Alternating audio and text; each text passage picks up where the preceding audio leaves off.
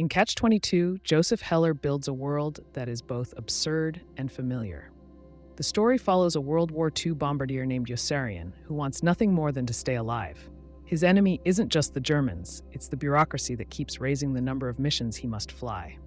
Every time he nears the required number to be sent home, someone moves the goalpost. He's stuck, and he knows it. That's the catch. The catch is simple on the surface, but impossible in practice. If Yossarian is sane enough to want out of combat, then he's clearly sane and must stay.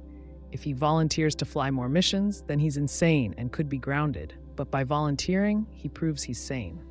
So he can't get out. That's Catch-22. It loops around logic and strangles it. You don't have to be in the military to feel that. Anyone who's filled out paperwork for something that should have been simple, then got bounced from one desk to another, knows how it feels. It's the feeling that someone else wrote the rules and they don't make sense, but they still apply. Characters in the book don't talk like people in traditional war novels. Their conversations twist and double back. They argue in circles, not to convince anyone, but because that's how the system speaks.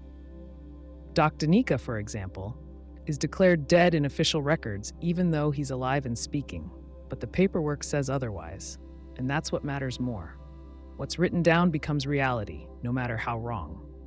Heller's style is plain and rhythmic. He repeats ideas to show how trapped these men are. It's not heroic. It's not tragic in a poetic sense. It's a long, grinding farce. The danger isn't just the bombs, but the decisions made far away by men who never have to fly.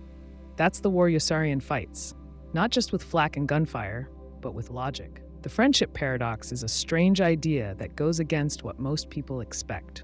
It says that, on average, your friends have more friends than you do. This doesn't mean you're unpopular. It's just a matter of math. Think of it like this. Say you have 5 friends. One of them is very social and knows 50 people. The other 4 are quieter and each know 5 people.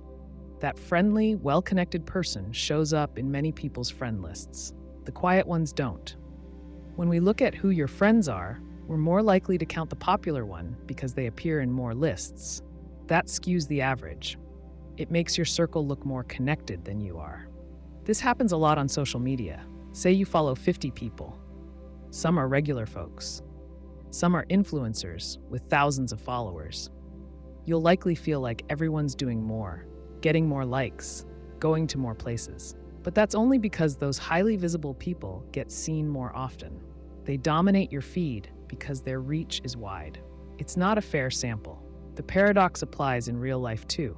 In a classroom, the student who knows everyone might also show up in most people's stories or group chats. When others think about who's popular, that student gets mentioned again and again. This doesn't mean everyone else is isolated. It just means the data is uneven. The same thing happens at work. Some people have a talent for connecting across teams. Others stay within their roles. If you look around and feel like everyone else knows more people, it might be because the ones who network more show up in more meetings, emails, or events. That visibility can make it seem like they're everywhere, when in fact, they're just better connected. The paradox doesn't mean your own connections are weak. It just means the math works in strange ways when it comes to networks. The Barber Paradox is a problem about how we use language, especially when we try to define things in a clever way.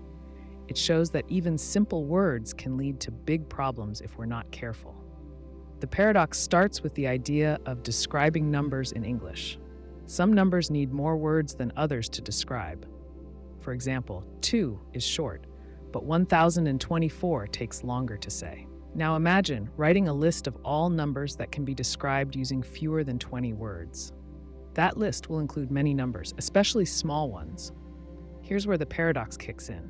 Think about this phrase, the smallest number not describable in fewer than 20 words. That phrase uses only 13 words, but it describes a number that, by definition, can't be described in fewer than 20 words. If the phrase truly points to a number, then it's described using fewer than 20 words, which means it should be on the list, but it's not supposed to be on the list. That's the contradiction. This seems like a trick, but it isn't just wordplay. The paradox highlights real problems in how language and meaning work. When we talk about describing a number, we assume there's a clear rule, but language isn't always clear. What counts as a description?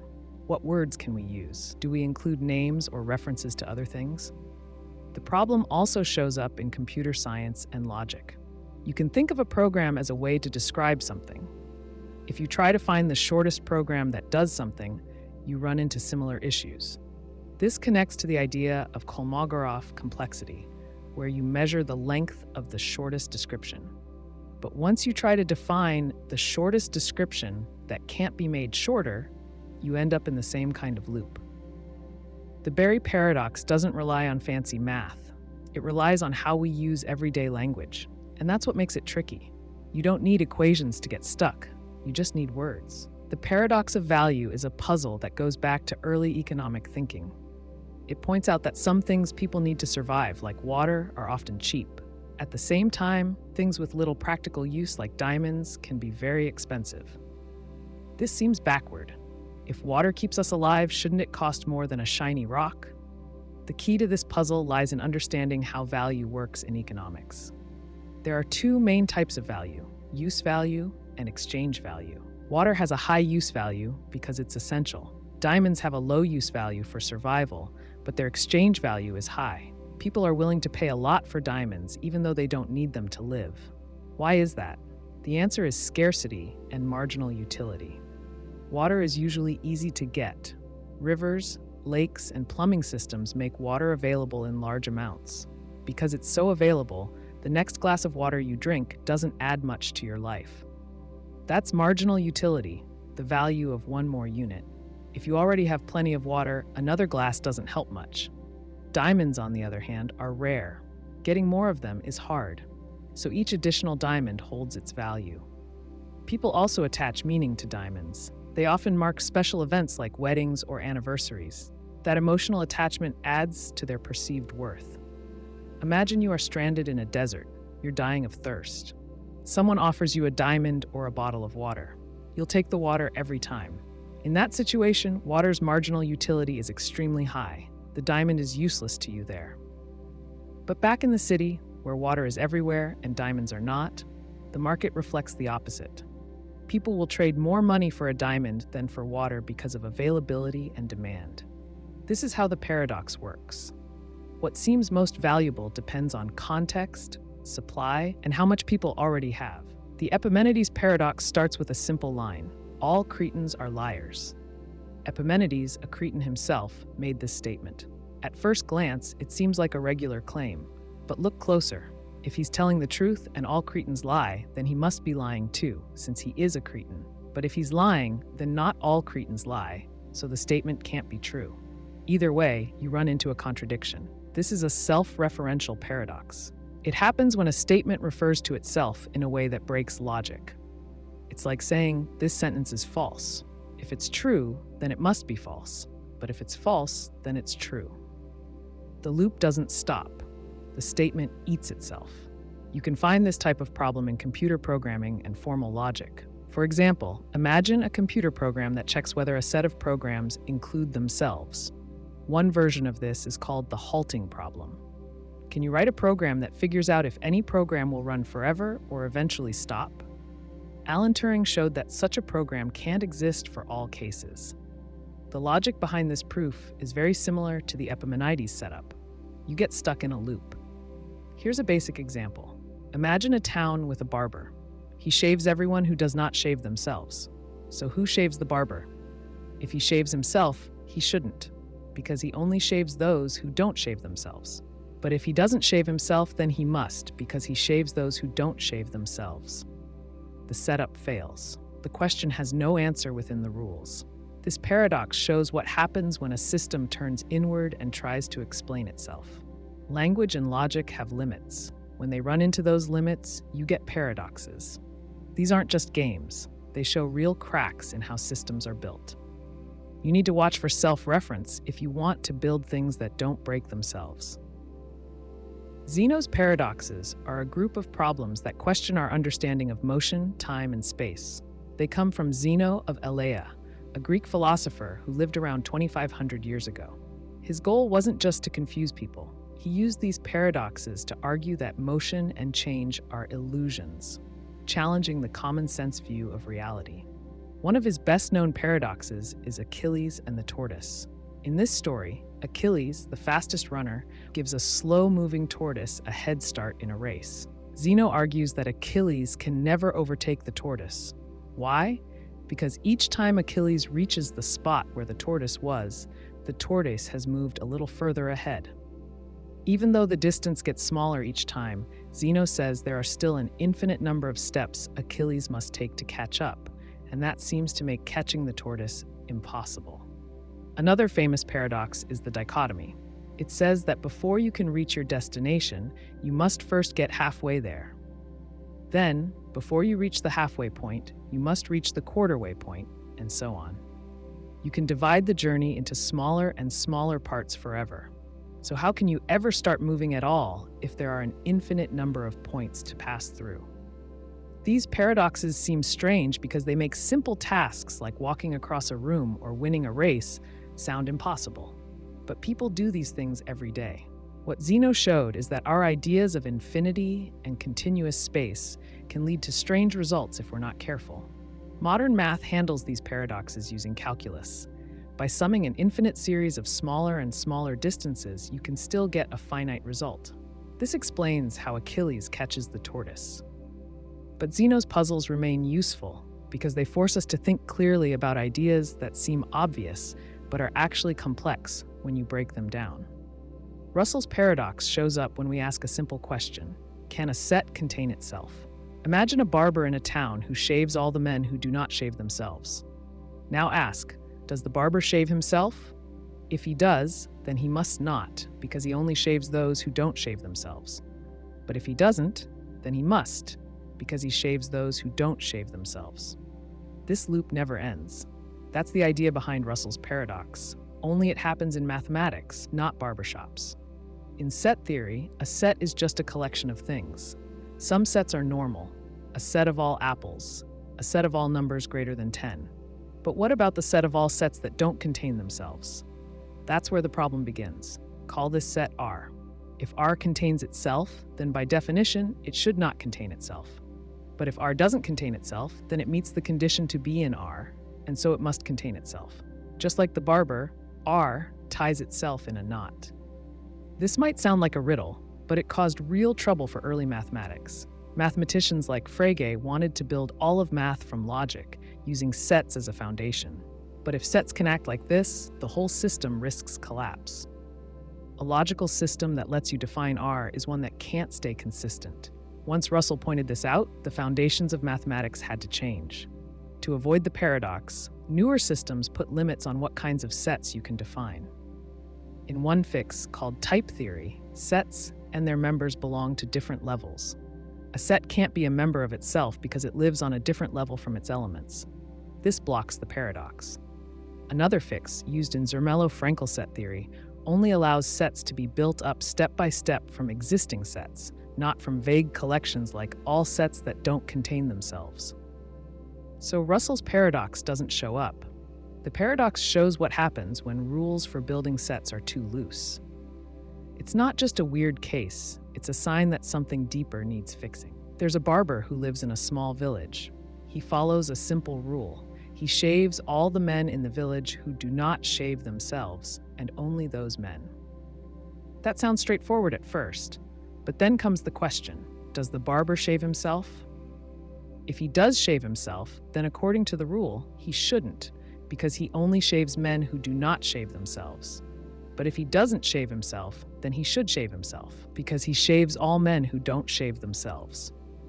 Either way, the rule leads to a contradiction. The question can't be answered without breaking the rule.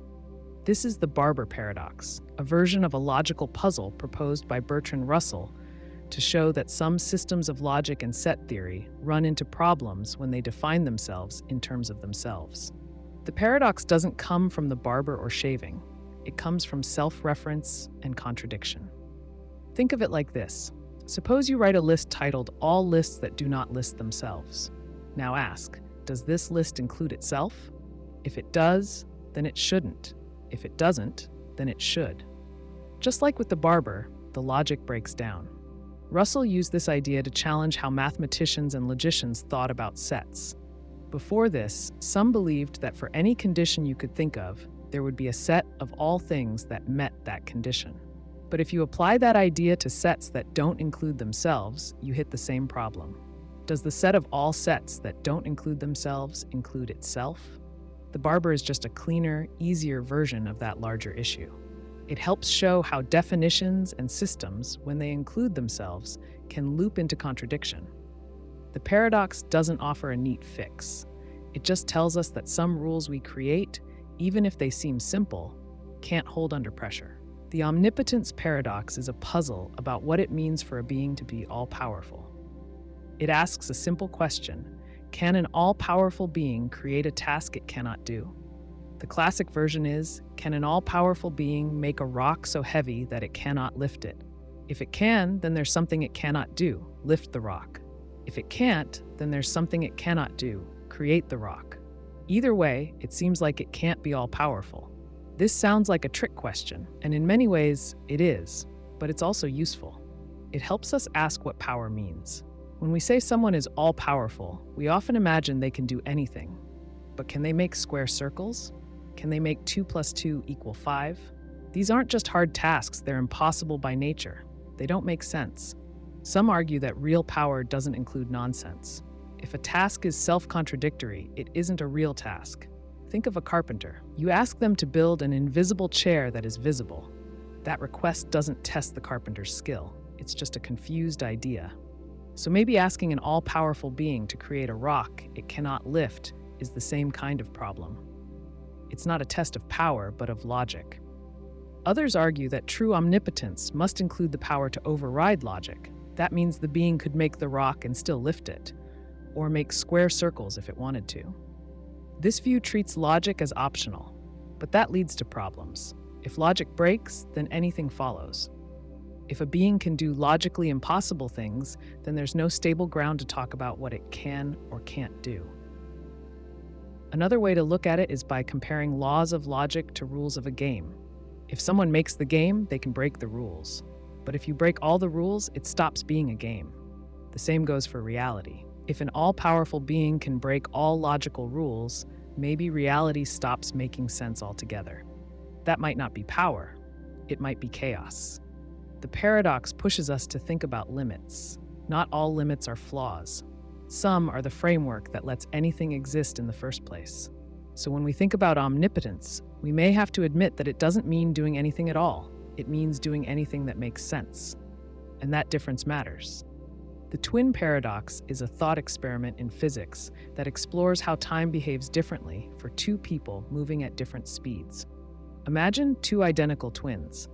One stays on Earth, the other gets on a spaceship and travels close to the speed of light. After a long journey, the traveling twin returns. Despite being born at the same time, the twin who traveled is younger than the one who stayed. This outcome is not a mistake or a trick.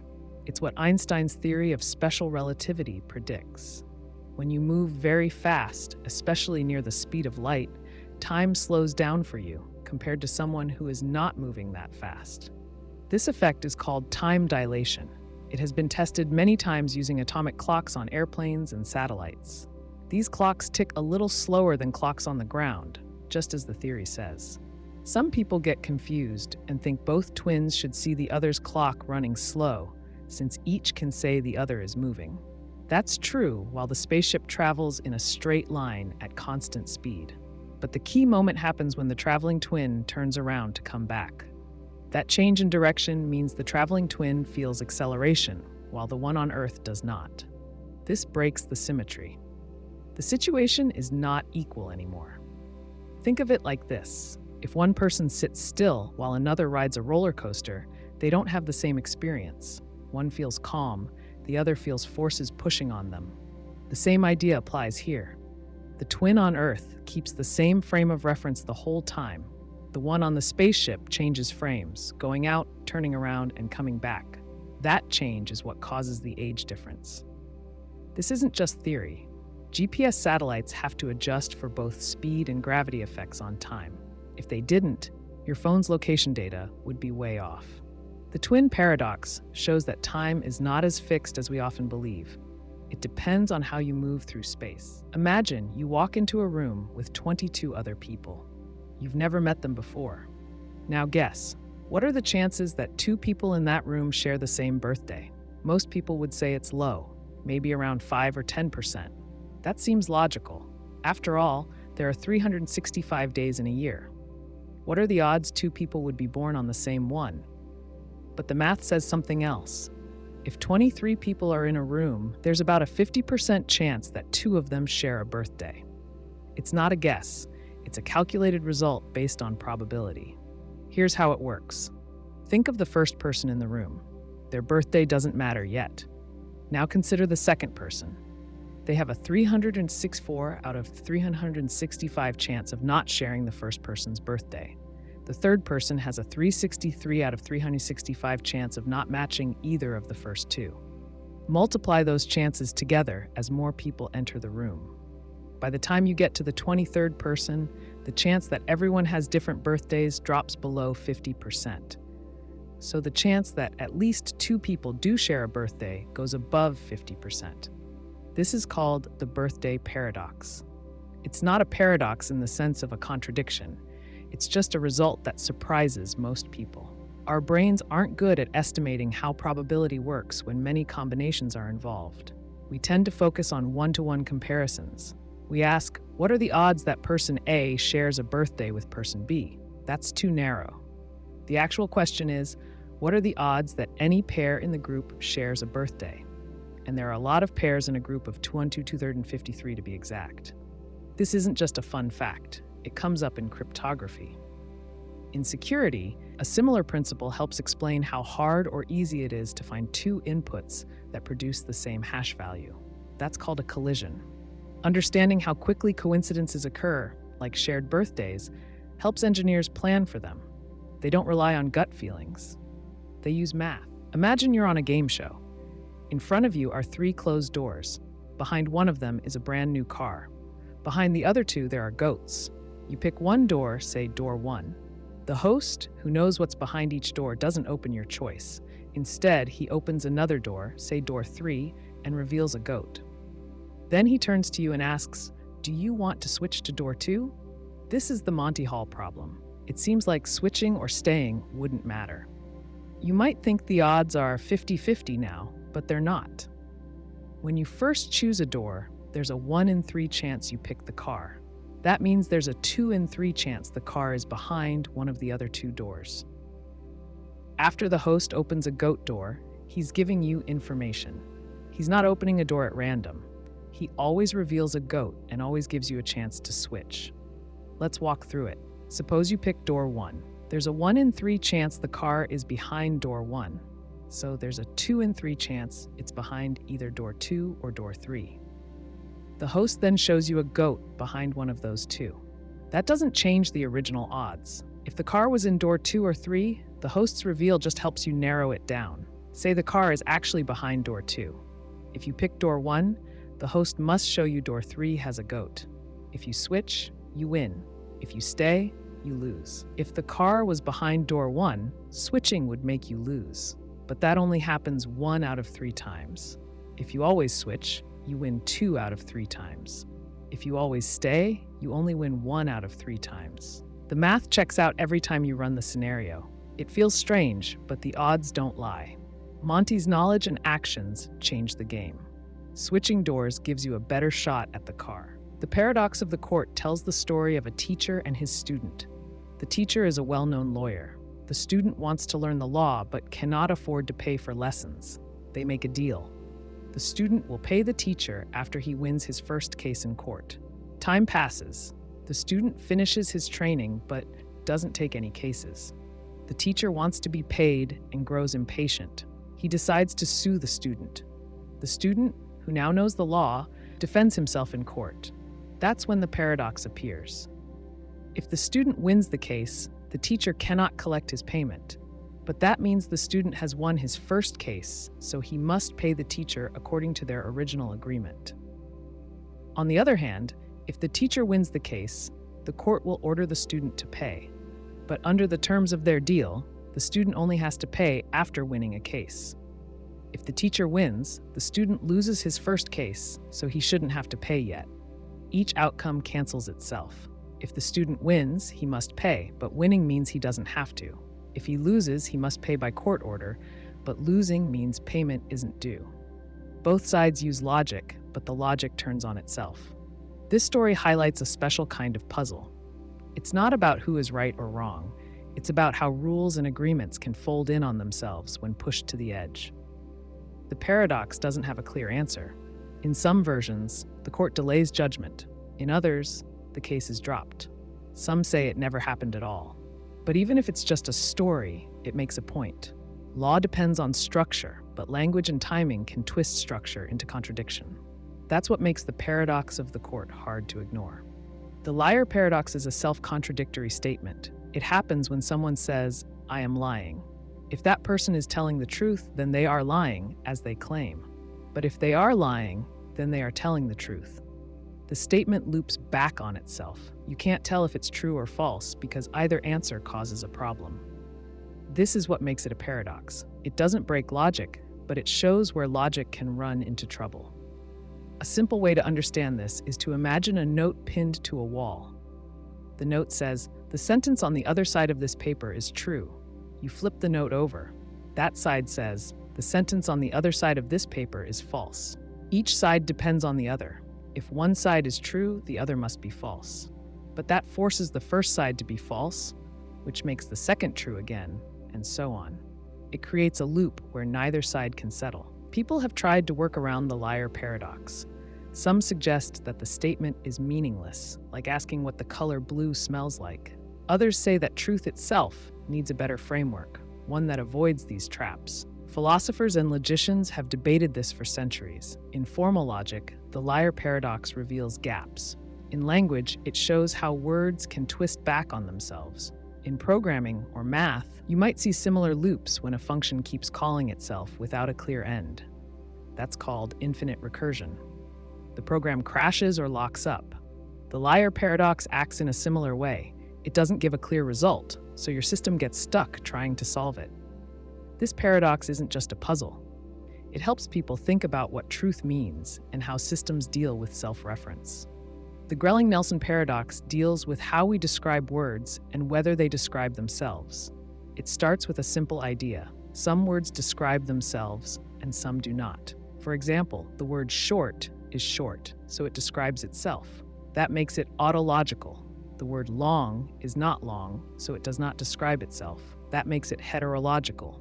Now the trouble begins when we ask whether the word heterological is heterological. If it is, that means it does not describe itself. But that would mean the word heterological does not have the property of not describing itself, which is a contradiction. If heterological is not heterological, then it must describe itself. But that means it does have the property of not describing itself, which is again a contradiction. Either answer leads to a problem. This paradox is not just wordplay.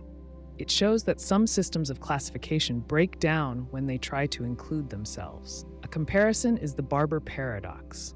Imagine a barber who shaves all and only those men who do not shave themselves. The question is, does the barber shave himself? If he does, then he must not shave himself. If he doesn't, then he must shave himself. The Grelling Paradox works the same way, but with words instead of people.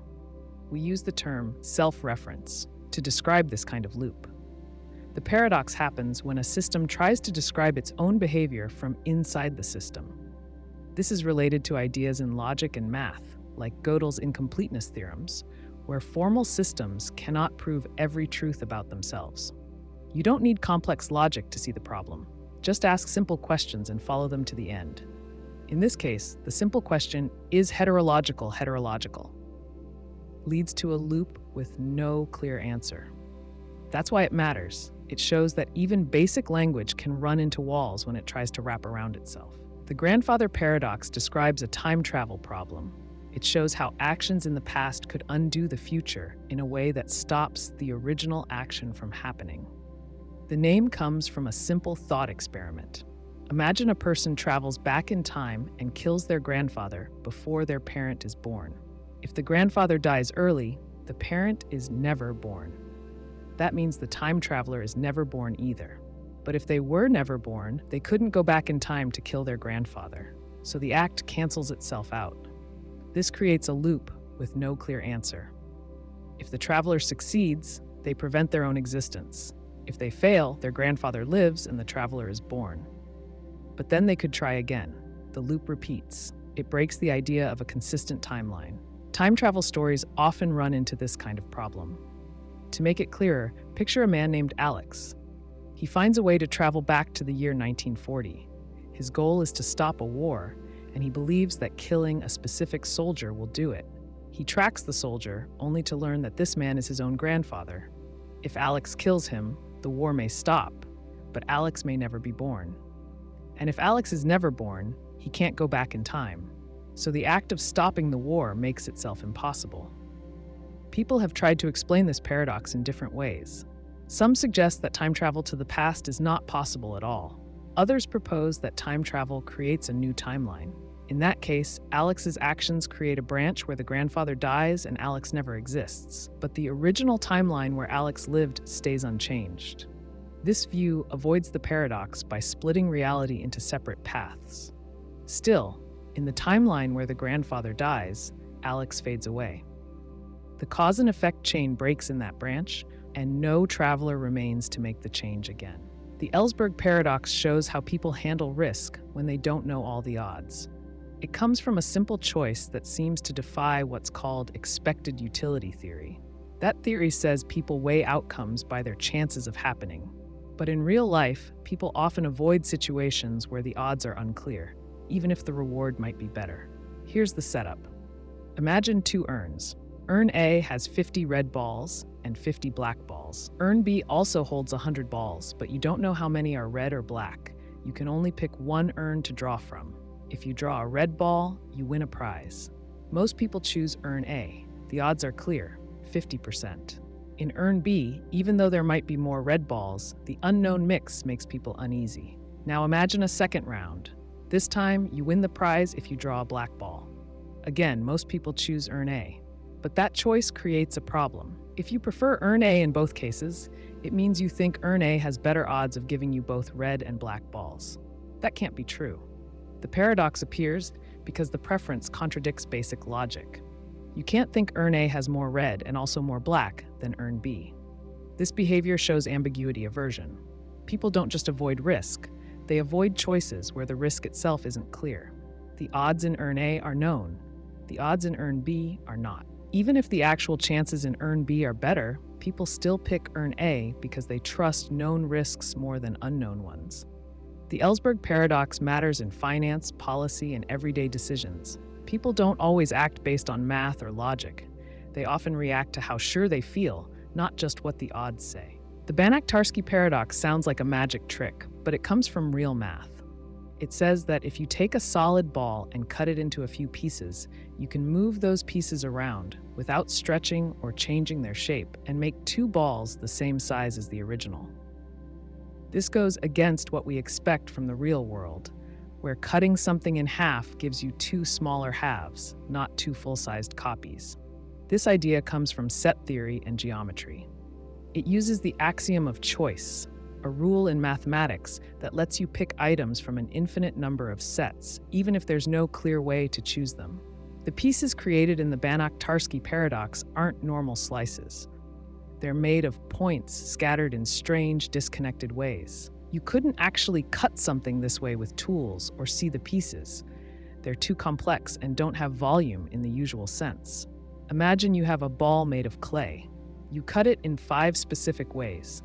Not down the middle, but in a pattern only described by math. You then rotate and shift each part around in space. Without adding clay or stretching anything, you end up with 2 clay balls the same size as the one you started with. That seems impossible, but it's what the paradox says can happen in theory. This doesn't work in the physical world because matter is made of atoms. You can't cut a basketball into 5 ghost-like clouds of dust, move them around, and get 2 basketballs. The paradox works in a mathematical world where shapes can be infinite and exact. It shows that some rules we rely on, like volume and shape, break down when we use certain kinds of infinite logic. That's what makes it strange but also important to understand. Jeavons Paradox is a concept in economics that shows how making something more efficient doesn't always mean we use less of it. In fact, we often end up using more. The idea came from William Stanley Jeavons, a British economist in the 19th century. He noticed that when steam engines became more efficient at using coal consumption didn't go down, it went up. That's because cheaper and better use of coal made it more appealing. So more people used it, and they used it more often. This isn't just about coal or steam engines. The same pattern shows up with other resources. Take cars as an example. Over the years, engines have become more fuel efficient. A car today can go farther on a gallon of gas than one from 30 years ago. You might think that would lead to less gasoline use, but people often respond by driving more. They may buy bigger vehicles or choose to live farther from work, knowing their car won't cost as much to run. So fuel use might not drop, it might even rise. The same thing can happen with electricity. Energy-saving devices like LED bulbs use less power than older bulbs, but since they cost less to use, people might leave them on longer or install more of them. A home that once had 5 light fixtures might now have 15. The total energy use could stay the same or increase. Jeavons Paradox doesn't say efficiency is bad. It just shows that it's not a guaranteed fix for overuse. When something becomes cheaper or easier to use, people change how they behave. They may end up using more than before. This shift in behavior is important to understand when setting energy or environmental policies. It shows that saving resources takes more than just better technology. It also requires looking at how people respond to it. Imagine a wooden ship. Over time, its planks rot. One by one, the crew replaces each piece. Years pass, and not a single original plank remains. Yet the ship still sails under the same name. People still call it the ship of Theseus. They treat it as the same vessel. But is it? Now picture something else. Someone collects the discarded planks and stores them. They restore each piece and rebuild the original ship. This ship too looks like the ship of Theseus. So which is the real one? This puzzle explores identity, not just of ships, but of things that change over time. Your body replaces cells constantly. You aren't made of the same material you were 10 years ago. Still, you feel like the same person. So what makes something itself? Let's return to the ship. The version with new planks holds the ship's history. It made the same journeys. The captain stood at the same helm. The wear on the deck came from real feet. It carries the continuity of use. People trust it because they know where it's been. The rebuilt ship with old planks has the original material. It feels authentic. You can touch the same wood Theseus touched, but it has no shared experience with the crew. It did not weather the same storms. It stayed in dry storage. In software, this idea shows up often. You might rewrite a program from scratch, line by line. The functions are new, but the behavior is identical. Is it the same tool? Or imagine a company with the same name, but all new staff, products, and goals. Is it still the same company? This puzzle doesn't have a final answer. It just reveals how identity can depend on what we care about: history, material, use, or continuity. We pick which of these matters most. The St. Petersburg Paradox is a problem in probability and economics. It shows how our choices don't always follow logic when money and risk are involved. Imagine a simple coin flipping game. You pay a fixed fee to enter. The rules are: flip a fair coin until it lands on heads. If the first heads comes on the first flip, you win $2.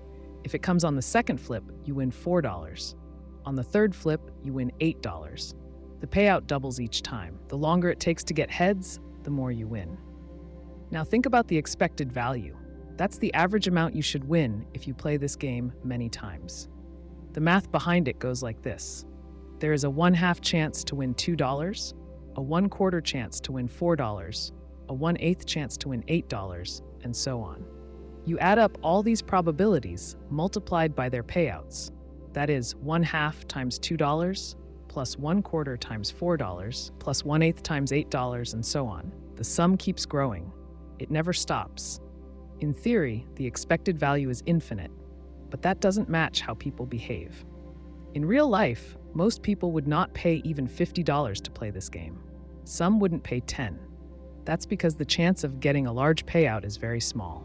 Most of the time, you'll land on heads early and win just a few dollars. That happens often. So while the expected value says the game is worth an unlimited amount, our instincts tell us it's not. This mismatch is the paradox. It reveals a gap between what math says and what people feel. It challenges the idea that people always act based on expected value. Instead, we consider the risk, how much we could lose, and what the money means to us personally. A man has a full head of hair. If you pull out one hair, he's still not bald. Pull another, still not bald. Keep going, one hair at a time. At some point, though, you have to admit, he's bald. But when did that change happen? Which hair made the difference? That's the Sorites Paradox. It shows how something that seems reasonable step by step can lead to a result that feels wrong. The word Sorites comes from the Greek word for heap. Imagine a pile of sand. Take one grain away. It's still a heap. Take another. Still a heap. But take away one grain at a time and you'll end up with nothing. No heap. The question is, when did it stop being a heap? This isn't just a riddle. It touches real questions about categories and how we use language. Many words like tall, rich, old, or heap don't have sharp lines. Someone who's 5'11" isn't tall in the NBA, but they might be tall in a crowd. A person with $999,999 might not be rich if a millionaire is the benchmark, but does one more dollar suddenly make them rich?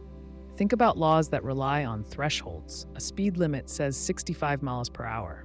If someone goes 66, they've broken the law. But is that 1 mile per hour really a meaningful difference? The law says yes. Reality might not. Yet we still need to draw lines to make decisions and enforce rules. The Sorites Paradox shows how fuzzy concepts become hard when we need to treat them as clear-cut. In everyday life, we handle this by relying on context. We know what bald means without needing an exact count of hairs. But when precision matters, like in ethics, medicine, or law, this paradox becomes more than just a brain teaser. It shows the tension between logic and how we actually think. Imagine a person inside a room. They don't speak Chinese, but they have a big book filled with detailed instructions in English. The instructions tell them how to match Chinese symbols to other Chinese symbols. Someone outside the room slips a note written in Chinese under the door. The person inside follows the instructions, looks up the symbols, and pushes out a reply in Chinese. The person outside reads the response and thinks they're talking to someone who understands Chinese. But inside, the person has no idea what any of it means. This is the Chinese room argument, made by philosopher John Searle. He wanted to challenge the idea that a computer can understand language just because it responds in the right way. In the room, the person acts like a computer. The rulebook is like a program. The input is the message. The output is the reply.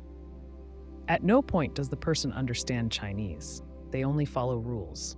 Searle's point is that computers work the same way. They don't understand. They only process. Supporters of strong AI believe that if a machine acts like it understands language, then it does. But Searle says that behavior isn't enough. A program might pass the Turing test, where humans can't tell if they're speaking to a person or a machine. But passing the test doesn't mean the machine understands. It just means it's good at pretending. Now think about translation software. You type in English, it gives back Spanish. It feels smart. But like the person in the room, the software doesn't know what hello or goodbye means. It maps input to output using code. There's no mind behind it, no understanding. It can mimic human conversation, but it doesn't grasp meaning. Searle says that real understanding needs more than processing. It needs a mind. Computers, he argues, don't have one. Quine's paradox deals with a strange kind of self-reference. It comes from the logician W.V.O. Quine, who pointed out how a sentence can create a problem when it talks about itself in a certain way. This paradox doesn't need the usual tricks like "this sentence is false." It relies instead on indirect reference. That makes it both interesting and tricky. Here's how it works. Imagine a sentence that says, "yields falsehood when preceded by its quotation." Now put that sentence right after its own quotation. You get this: yields falsehood when preceded by its quotation. Yields falsehood when preceded by its quotation. At first glance, it looks odd but harmless, but think through what it means. It claims that if you put the phrase yields falsehood when preceded by its quotation right before itself, the full sentence is false. But that's exactly what you just did. You quoted the phrase, then added the phrase. So the sentence says of itself that it becomes false when formed that way. But that's the form it's in. Now, you face a dilemma. If the sentence is true, then what it says must be the case. But what it says is that the sentence is false. So if it's true, then it's false. If it's false, then what it says didn't happen. But what it says is that this form yields falsehood. If that's not the case, then the sentence must be true. You end up in a loop. It flips back and forth. Unlike the liar paradox, Quine's version doesn't rely on direct self-reference. That's what makes it special. It doesn't say this sentence is false. It points to a structure and makes a claim about that structure. Then it adopts that structure. The result is the same contradiction, but through a more subtle path. The paradox shows that even without obvious self-reference, language can still tangle itself up. It reminds us that when sentences refer to how they're built, or to sentences like themselves, things can get strange fast. That matters in logic, programming, and even in everyday reasoning, where circular ideas sneak in. A crocodile steals a child. The parent begs the crocodile to return the child. The crocodile says, "I will return the child if you guess correctly whether I will return the child." This is the Crocodile Paradox. Let's say the parent says, "You will not return my child."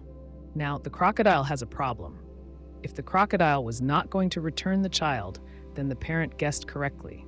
But according to the crocodile's rule, a correct guess means the child must be returned. So the crocodile has to return the child. But that contradicts the parent's guess. On the other hand, if the crocodile decides to return the child, then the parent's guess was wrong, and the rule doesn't say what to do in that case. Either way, the crocodile ends up in a logical loop. This is not just a story about a reptile and a desperate parent. It's a version of a self-referential paradox. These are statements that refer to themselves in a way that creates contradiction. The liar paradox is a well-known example. If someone says, "I am lying," and they are telling the truth, then they must be lying. But if they are lying, then they're telling the truth. The crocodile paradox takes this kind of loop and applies it to a conditional promise. The situation becomes more interesting when you look at it from the crocodile's point of view. The rule it sets is logical on the surface. If the parent guesses right, then the child is returned. But the content of the guess changes the condition itself. The guess shapes the outcome in a way that creates instability. The crocodile's condition can't be resolved when the parent guesses, "You won't return the child," because both actions would break the rule in some way. In logic, these paradoxes point out flaws in systems that rely too much on self-reference or overly rigid conditions. They show how even simple rules can collapse when they interact with language and thought in unexpected ways. The paradox of tolerance is simple but tricky. If a society wants to be truly tolerant, it must not tolerate everything. This sounds backwards at first. Shouldn't a tolerant society accept all views, even those it disagrees with? That seems fair. But when you think it through, it stops working. Imagine a town where people are free to speak, gather, and practice their beliefs. Everyone respects each other's right to live and think differently. Now imagine a group moves in and begins pushing the idea that certain people should have fewer rights. They say others shouldn't be allowed to vote, speak in public, or live in certain areas. If the town allows them to spread this without pushback, because tolerance means accepting all views, that group might gain power. If it does, it could then start changing the rules. It might ban certain beliefs, censor speech, and take away freedoms. Over time, the tolerant town becomes intolerant because it tolerated intolerance in the first place. This is the paradox. Unlimited tolerance can lead to the end of tolerance itself. Philosopher Karl Popper described it in 1945. He said that if a society is tolerant without limit, its ability to be tolerant will eventually be destroyed by the intolerant. That's not just a theory. History backs it up. Fascist movements often gain ground by using the openness of free societies to spread hate. Once in control, they shut that openness down. The key point is that tolerance must have limits. A tolerant society can allow many views, but must draw a line at those that seek to destroy tolerance itself. That doesn't mean silencing every unpopular idea. But when a group or person openly calls for oppression, violence, or the removal of others' rights, a tolerant society has to respond. Not with more hate, but with firm resistance. Newcomb's paradox is a thought experiment that challenges our understanding of free will and decision-making. It involves two boxes, one transparent and one opaque. You can see that the transparent box has $1,000 in it. The opaque box either has $1 million or nothing. You must choose whether to take both boxes or only the opaque box. The key to the paradox is that a superintelligent being, often called a predictor, has predicted your choice. If the predictor thinks you will take both boxes, it leaves the opaque box empty. If the predictor thinks you will take just the opaque box, it puts $1 million inside. The predictor is highly accurate, almost always right. This raises the central question: what should you do to maximize your winnings? If you think rationally in the traditional sense, you would take both boxes. After all, you're guaranteed $1,000 from the transparent box, and you risk nothing by taking the opaque box, which might contain $1 million. So it seems like taking both boxes is the better option. However, the predictor has already made its decision. If it predicts you will take both boxes, it has already left the opaque box empty. If it predicts you will take only the opaque box, then you'll get $1 million. So, from the predictor's perspective, the best strategy is to take only the opaque box, trusting that it predicted your choice. This paradox forces us to consider whether we should follow traditional logic, which tells us to take both boxes, or whether we should trust the predictor's ability to predict our behavior and choose the opaque box only. The tension between these two strategies highlights a fundamental conflict between our beliefs about rationality and our belief in free will. Buridan's ass is a thought experiment named after the philosopher John Buridan.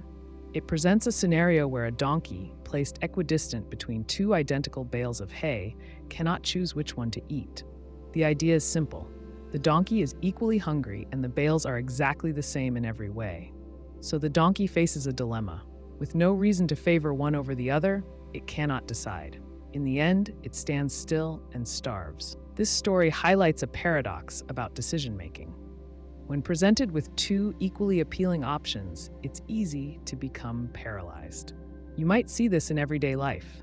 Imagine you're at a restaurant, looking at a menu with two dishes that seem equally good. You can't decide which one to order. The more you think about it, the more uncertain you become. In the end, you might just pick one out of frustration, or worse, leave without ordering at all. Buridan's ass shows how our minds can get stuck when there's no clear reason to choose one option over another. The paradox points out that even when choices seem the same, our decision-making can become complicated. The donkey's problem is not about a lack of desire or food, but about the challenge of choosing between two equal options. This mirrors situations in real life where we struggle with decisions that have no real difference, only to find that hesitation can lead to missed opportunities. It also highlights a deeper issue in how we approach decisions. We often expect to make a choice based on clear reasons or advantages. But sometimes when the options are the same, our decision-making process can feel meaningless or frustrating. In the end, the donkey situation serves as a reminder that too much thinking can be just as harmful as too little. Cantor's diagonal paradox is a mathematical argument introduced by Georg Cantor. It demonstrates that not all infinities are equal. The basic idea is simple, yet it challenges our understanding of infinity. It shows that there are more real numbers between 0 and 1 than there are natural numbers, even though both sets are infinite. Imagine you have a list of all the real numbers between 0 and 1. Cantor's method works by creating a new number that is not in the list, no matter how long the list is. The key idea is to take each number in the list and focus on its digits. For example, if the first number is 0.123456, you look at the first digit, 1. You then take the second number, say 0.234567, and focus on the second digit, 3. This process continues for each number in the list, picking one digit from each number. Now, Cantor's method says that you can create a new number by changing each of these digits. If the first digit is 1, change it to 2. If it's 2, change it to 3, and so on. This new number will be different from every number in the original list. It will differ from the first number in the first digit, from the second number in the second digit, and so on. This means the new number is not on the list, even though the list supposedly contains all real numbers between 0 and 1. The paradox here is that the list of real numbers was supposed to be complete. But by constructing this new number, Cantor shows that no matter how you try, you cannot list all real numbers.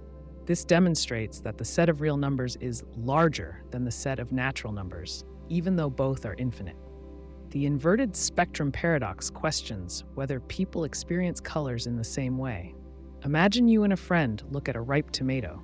You both agree it's red, but there's a twist. What if the color your friend sees as red is actually what you see as green, and vice versa? This means you both call it red, but each person's brain interprets the color differently.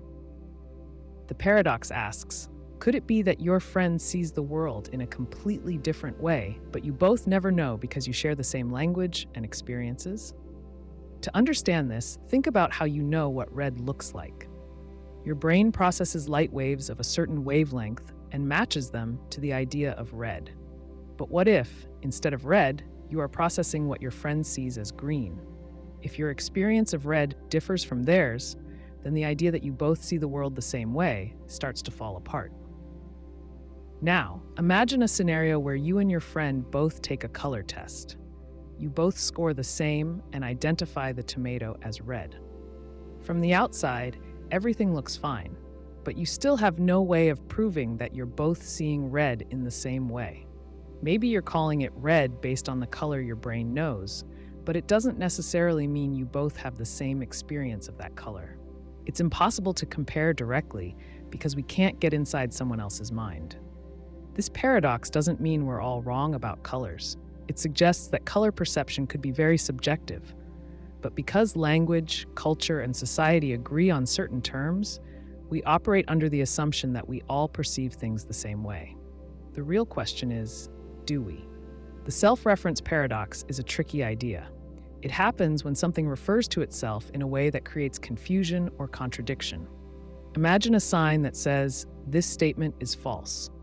If the statement is true, then it must be false as it claims. But if it is false, then the statement must be true. This creates a loop that doesn't seem to end, which is the heart of the paradox.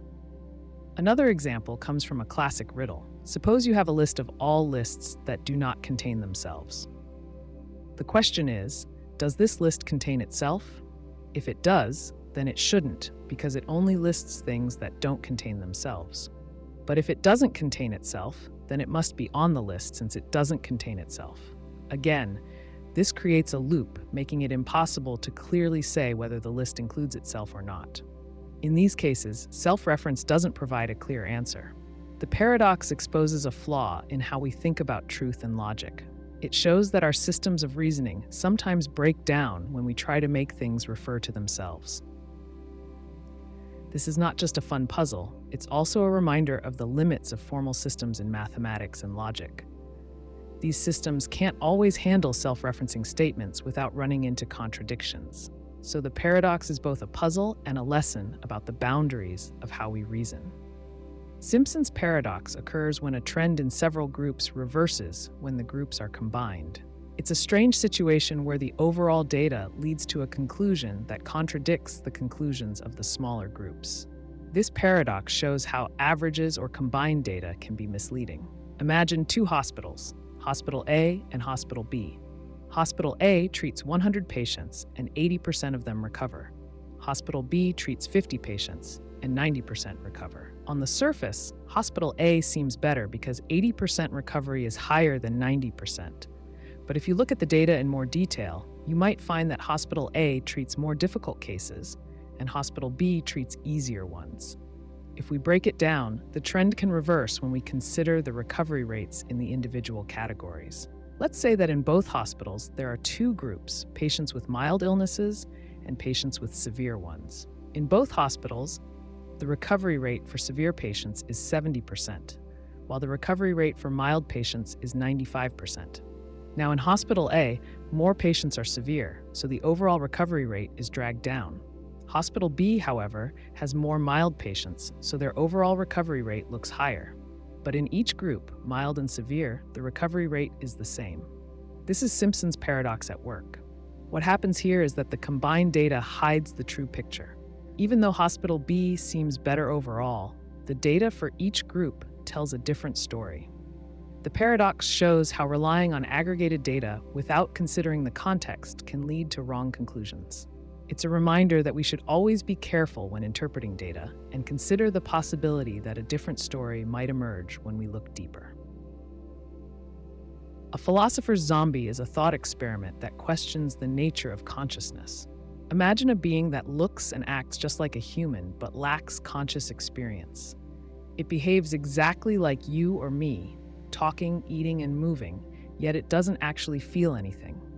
This being would be identical in every way to a person, except for one key difference. It has no subjective experience, no awareness of its thoughts or surroundings. Think of it like a robot that can mimic human behavior perfectly, but it doesn't actually see the world or feel emotions. It simply reacts based on its programming, without any inner experience to go along with its actions. The idea of the philosopher's zombie raises an important question. What does it mean to be conscious? Is consciousness something that can be measured by behavior alone, or does it require a deeper internal experience? Philosophers use the concept of the zombie to challenge the idea that consciousness can be explained purely by physical processes.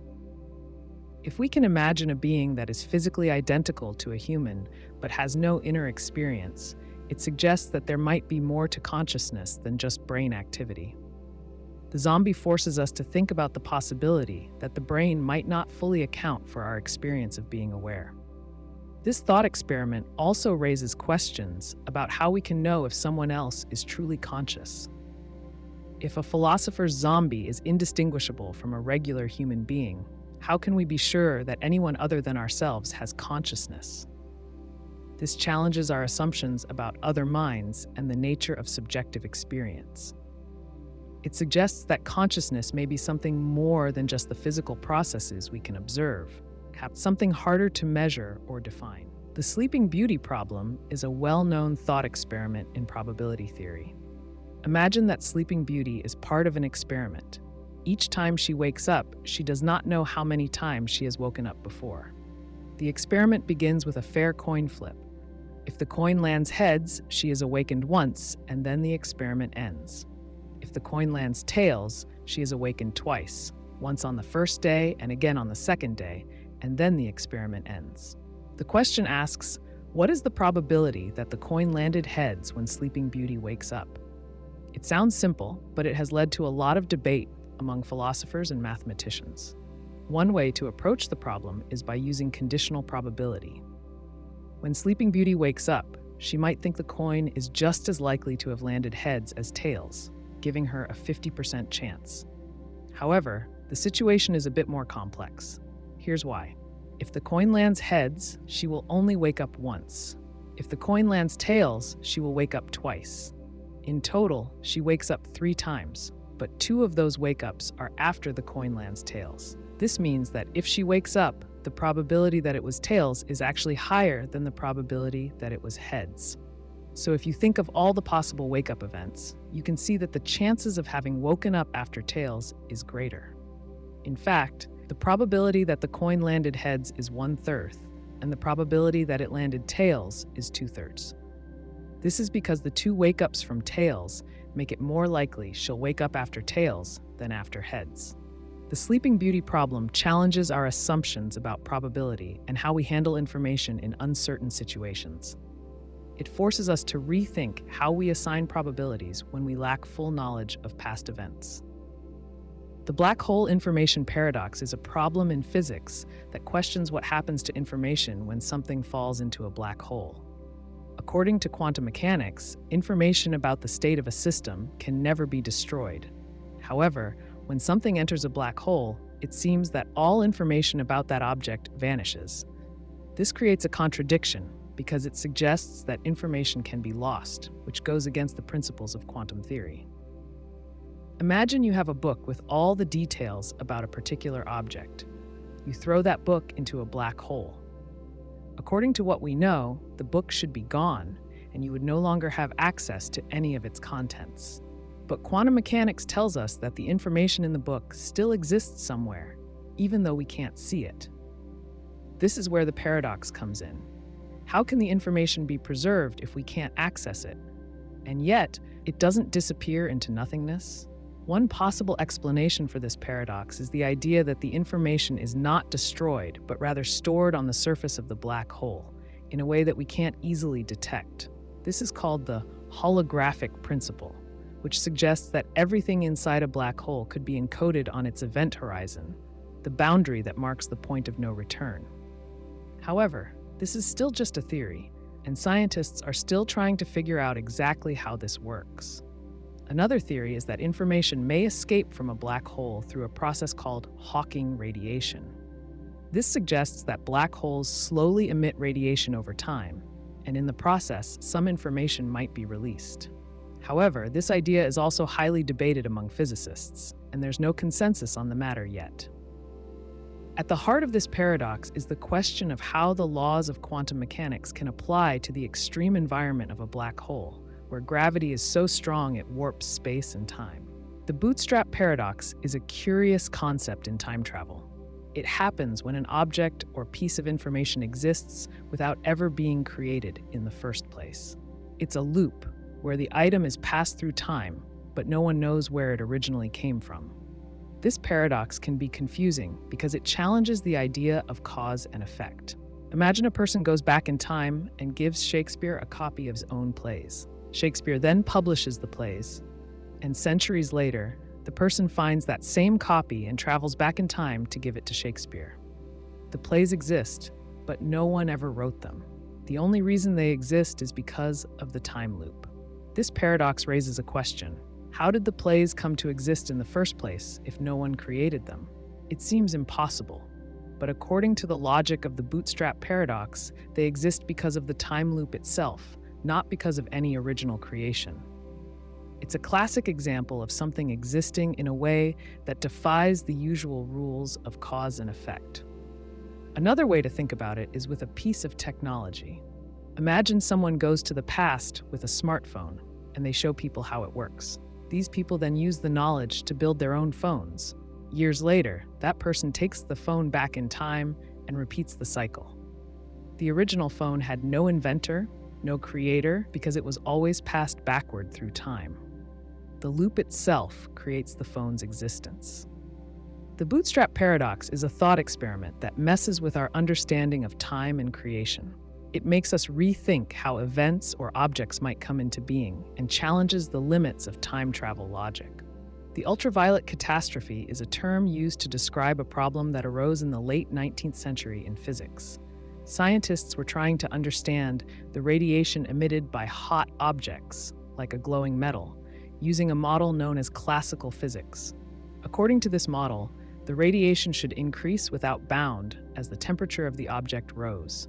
In simpler terms, it predicted that as objects got hotter, they would emit infinite amounts of energy, which clearly didn't match reality. This prediction was called the Ultraviolet Catastrophe, because the model suggested that objects would release an absurd amount of ultraviolet light, a type of radiation that humans can't see. Physicists were baffled. The model worked well for many situations, but in the case of hot objects, it gave nonsensical results. For example, it predicted that a heated object would radiate so much energy that it would glow brightly in the ultraviolet, which is far beyond what we observe. In real life, objects just become brighter and shift color as they heat up, without emitting endless energy. To solve this, a new theory was needed. Max Planck, a German physicist, stepped in with a new idea. He suggested that energy is not emitted in a continuous flow, but in small packets, which he called quanta.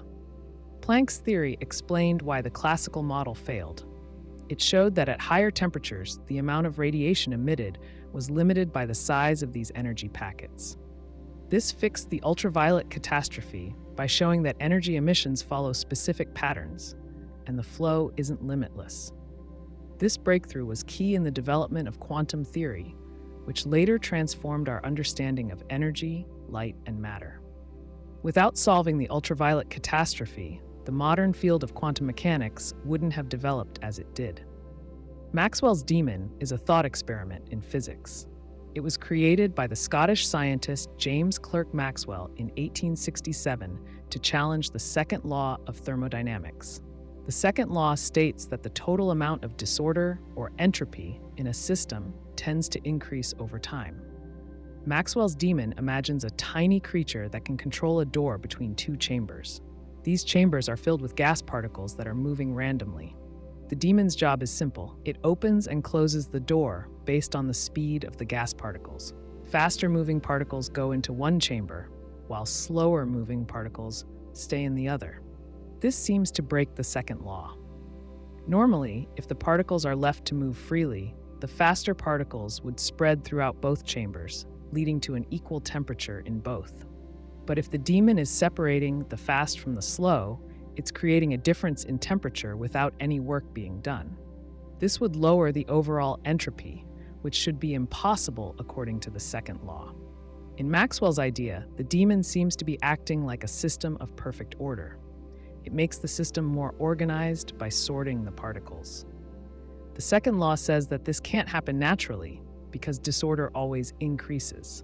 But Maxwell's demon shows how, in theory, it might be possible to decrease entropy if someone could sort things out in a controlled way. This raises important questions about how we understand the laws of physics and how order and disorder work at a microscopic level. Even though Maxwell's demon isn't real, the idea pushes us to think about how physical laws apply in different situations. It shows that while our understanding of thermodynamics works well on large scales, there could be nuances when we look at the details. The Brouwer fixed-point theorem is a fundamental result in mathematics, especially in topology. It tells us that in certain settings, a function will always have at least one fixed point. A fixed point is a point that stays the same after applying a function. Imagine a map that shifts every point in a space, but no matter how the function moves the points, there will always be at least one point that remains in its original position. To better understand, think of a simple scenario where you have a rubber sheet. If you stretch or bend the sheet in any way, you can imagine that each point on the sheet moves to a new spot.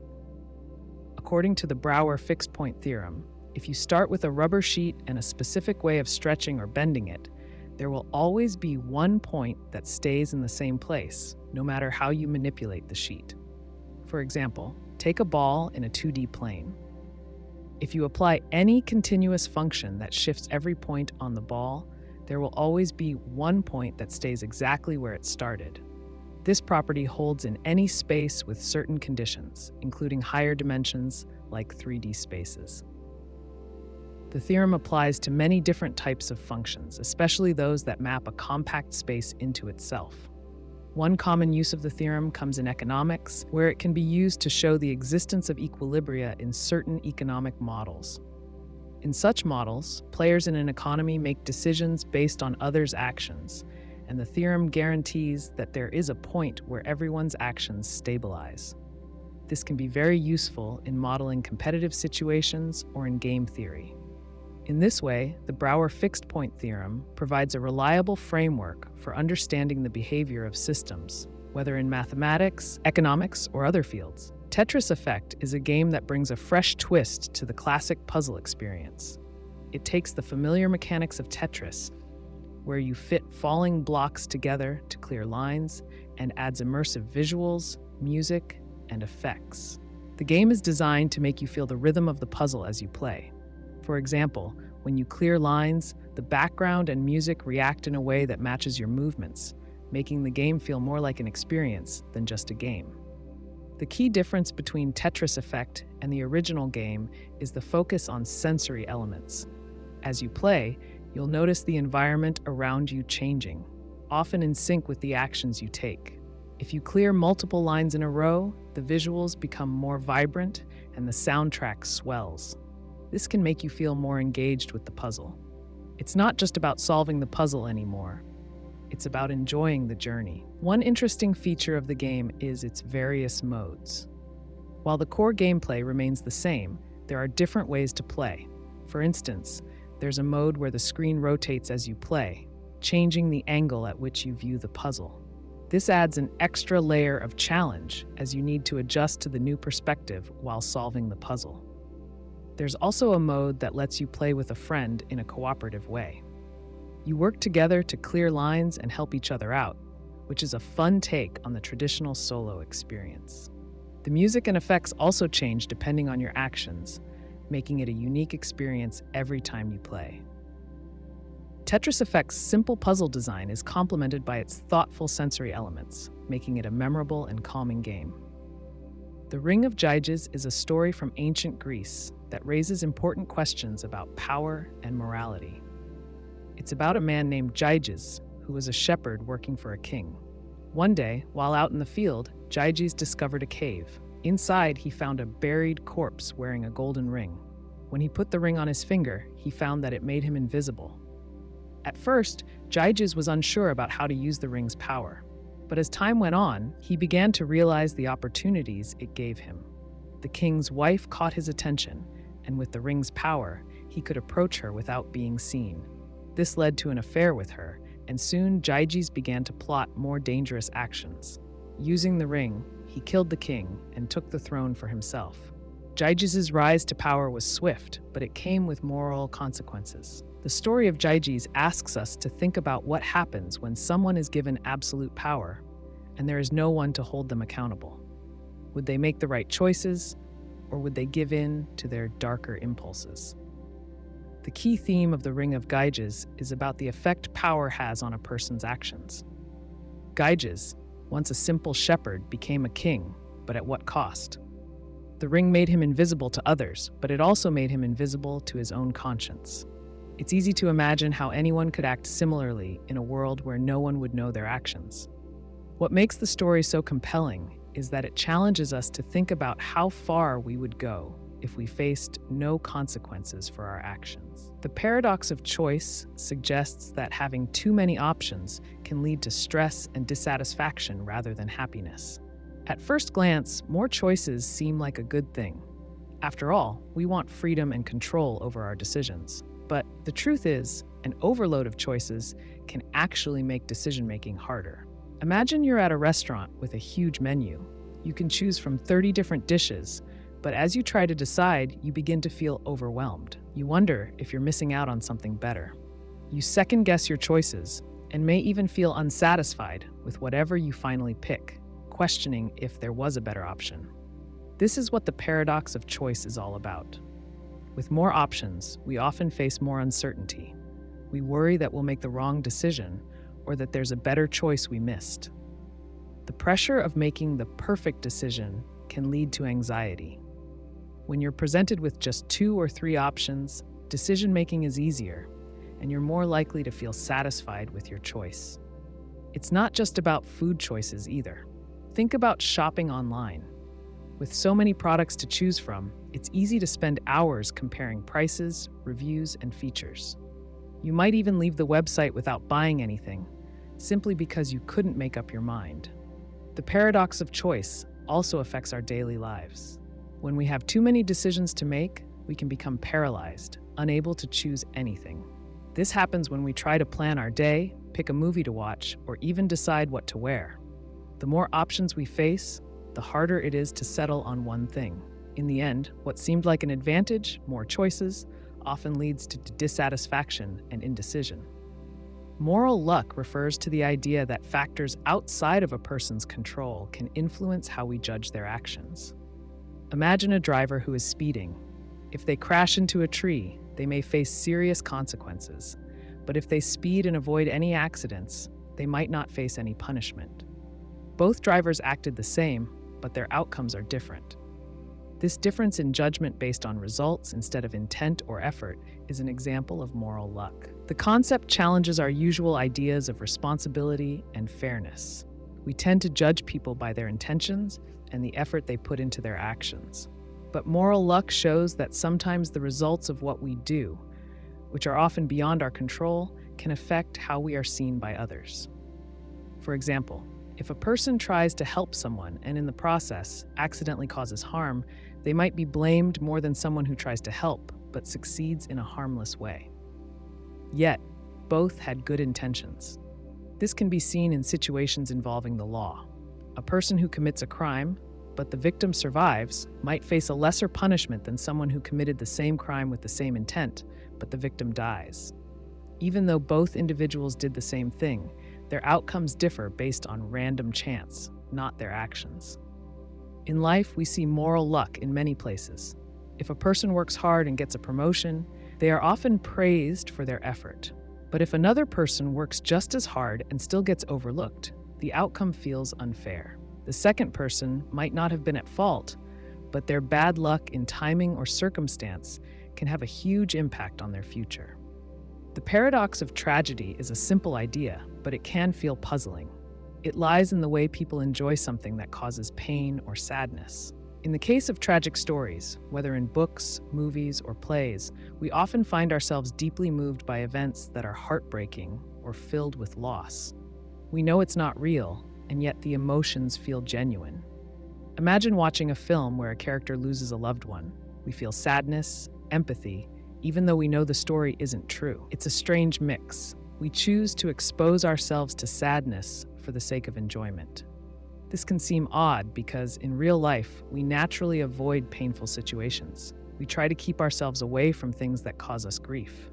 Yet in fiction, we seek out these experiences on purpose. Think about someone reading a novel where the hero dies in the end. It's a sad ending, but there's something compelling about the way the story unfolds.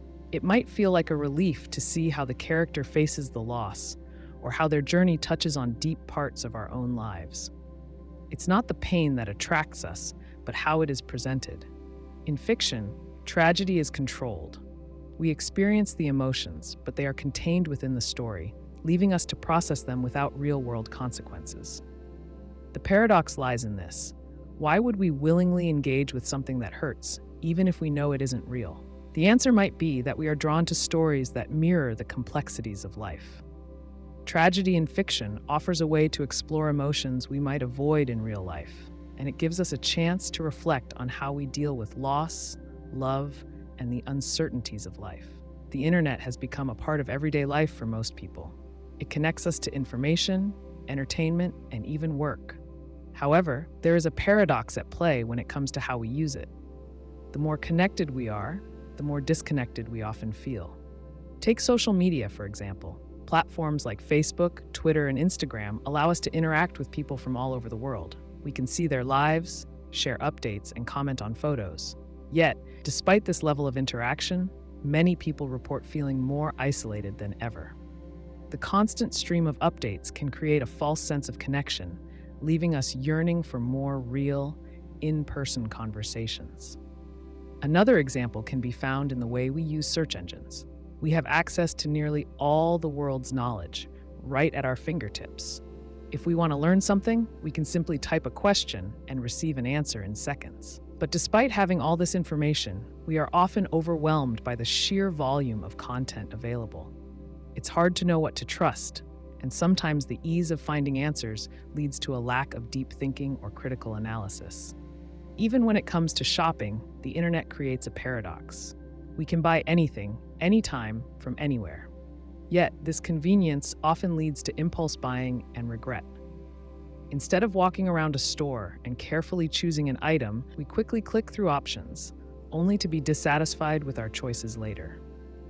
These examples show how the internet can both connect and isolate us, inform and overwhelm us, make life easier and more complicated at the same time. It's a tool that gives us many benefits, but it also brings new challenges we didn't expect. The productivity paradox is a concept that challenges the idea that advancements in technology should directly lead to higher productivity. It suggests that despite rapid improvements in technology, such as faster computers, more efficient software, and better communication tools, we don't always see corresponding increases in productivity at work or in the economy.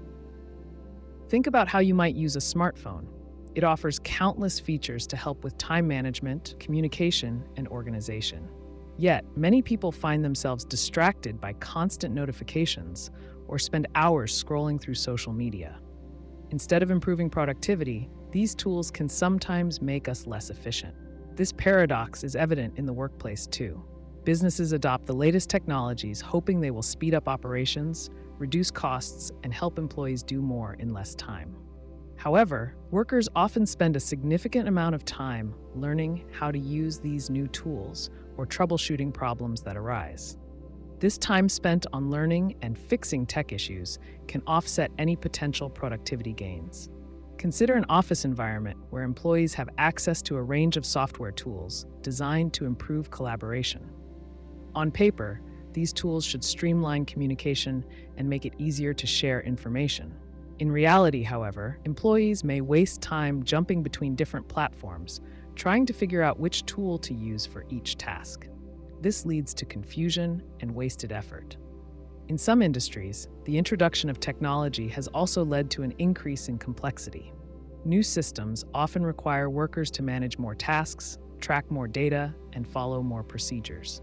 Instead of making things simpler, technology sometimes just adds more layers to the process. The productivity paradox shows that technology isn't always a quick fix for efficiency. It highlights that increasing productivity isn't just about using better tools, but also about managing how and when to use those tools effectively. The experience machine is a concept that asks a simple but powerful question. If you could live a perfect life with no worries or hardships, would you choose it? The idea comes from philosopher Robert Nozick, who suggested that people might be willing to plug into a machine that provides them with any experience they desire. The machine would simulate happiness, success, and fulfillment, but none of it would be real. It would only feel real. Imagine waking up in the morning to find that you are living your dream life. You have the perfect job, a loving family, and are surrounded by luxury. Every day is better than the one before, and you never face challenges. In this world, everything you want is provided without effort. Sounds ideal, right? But here's the catch. None of it would be real. The machine would just make you believe it is. You wouldn't actually be achieving anything. The job you love, the relationships, even the happiness, they would only exist in your mind, programmed by the machine. This thought experiment raises important questions about what truly matters in life. Is the experience of joy and fulfillment enough, or is it important for these things to be rooted in reality? Would you still find meaning in a life that was artificial, even if it felt real? The experience machine asks us to think about the difference between living a life that is genuinely our own, with all its struggles and imperfections, versus one that is perfect but entirely manufactured. People often argue that living in the real world with its ups and downs makes life more meaningful. In contrast, the experience machine shows us how easily one could be tempted by the idea of a pain-free existence. It challenges us to examine what makes life truly valuable, the experiences themselves or the truth behind them. The color paradox is a fascinating concept that has puzzled scientists and artists for years. On one hand, color is a simple, everyday experience that we all take for granted. On the other hand, it is a complex phenomenon that challenges how we perceive the world around us. Color, in its most basic sense, is the result of light interacting with objects. When light hits an object, it absorbs some wavelengths and reflects others. The reflected wavelengths are what we see as color. So if you look at a red apple, for example, the apple absorbs all the colors except red, which is reflected to your eyes. This is why the apple looks red.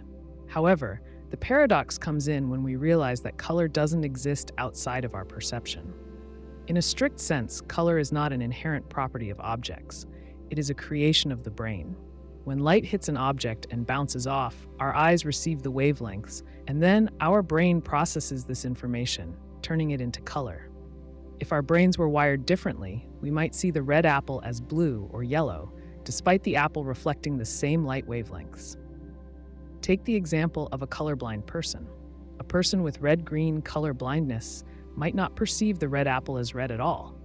They might see it as a dull gray or as a different color altogether.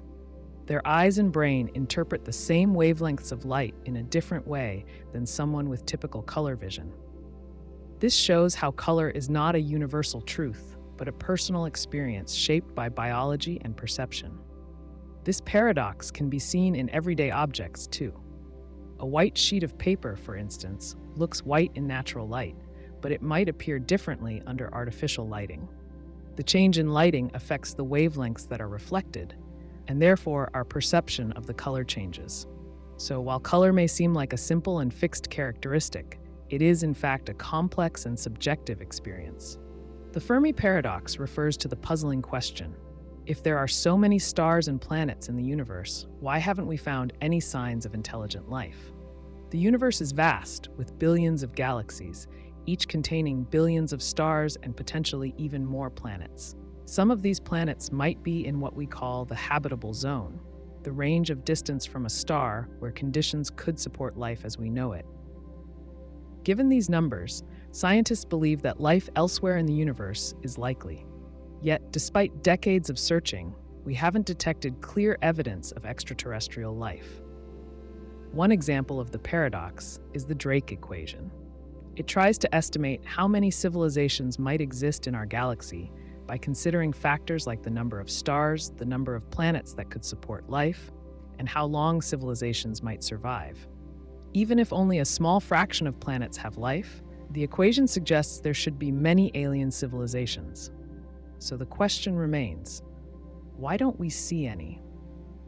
There are many theories to explain this. Some suggest that intelligent life is extremely rare. It's possible that while simple life might be common, the conditions required for intelligent life are much harder to meet. Others think that intelligent civilizations might be short-lived. Technology could lead to self-destruction, or perhaps civilizations advance so far that they lose interest in contacting others. Another possibility is that alien civilizations are deliberately avoiding us, either because they are aware of us and don't want to make contact, or because they are simply too far away for us to reach or notice. The Fermi Paradox challenges our understanding of life and the universe.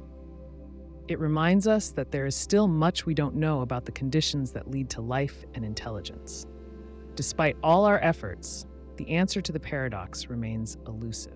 Arrow's impossibility theorem is a result from social choice theory, which deals with how groups make decisions. It shows that it is impossible to design a voting system that satisfies a set of fair and reasonable conditions. This result was introduced by economist Kenneth Arrow in 1951. To understand this, imagine a group of people trying to choose between three options, say A, B, and C. Each person has a ranking of these options, from most preferred to least preferred.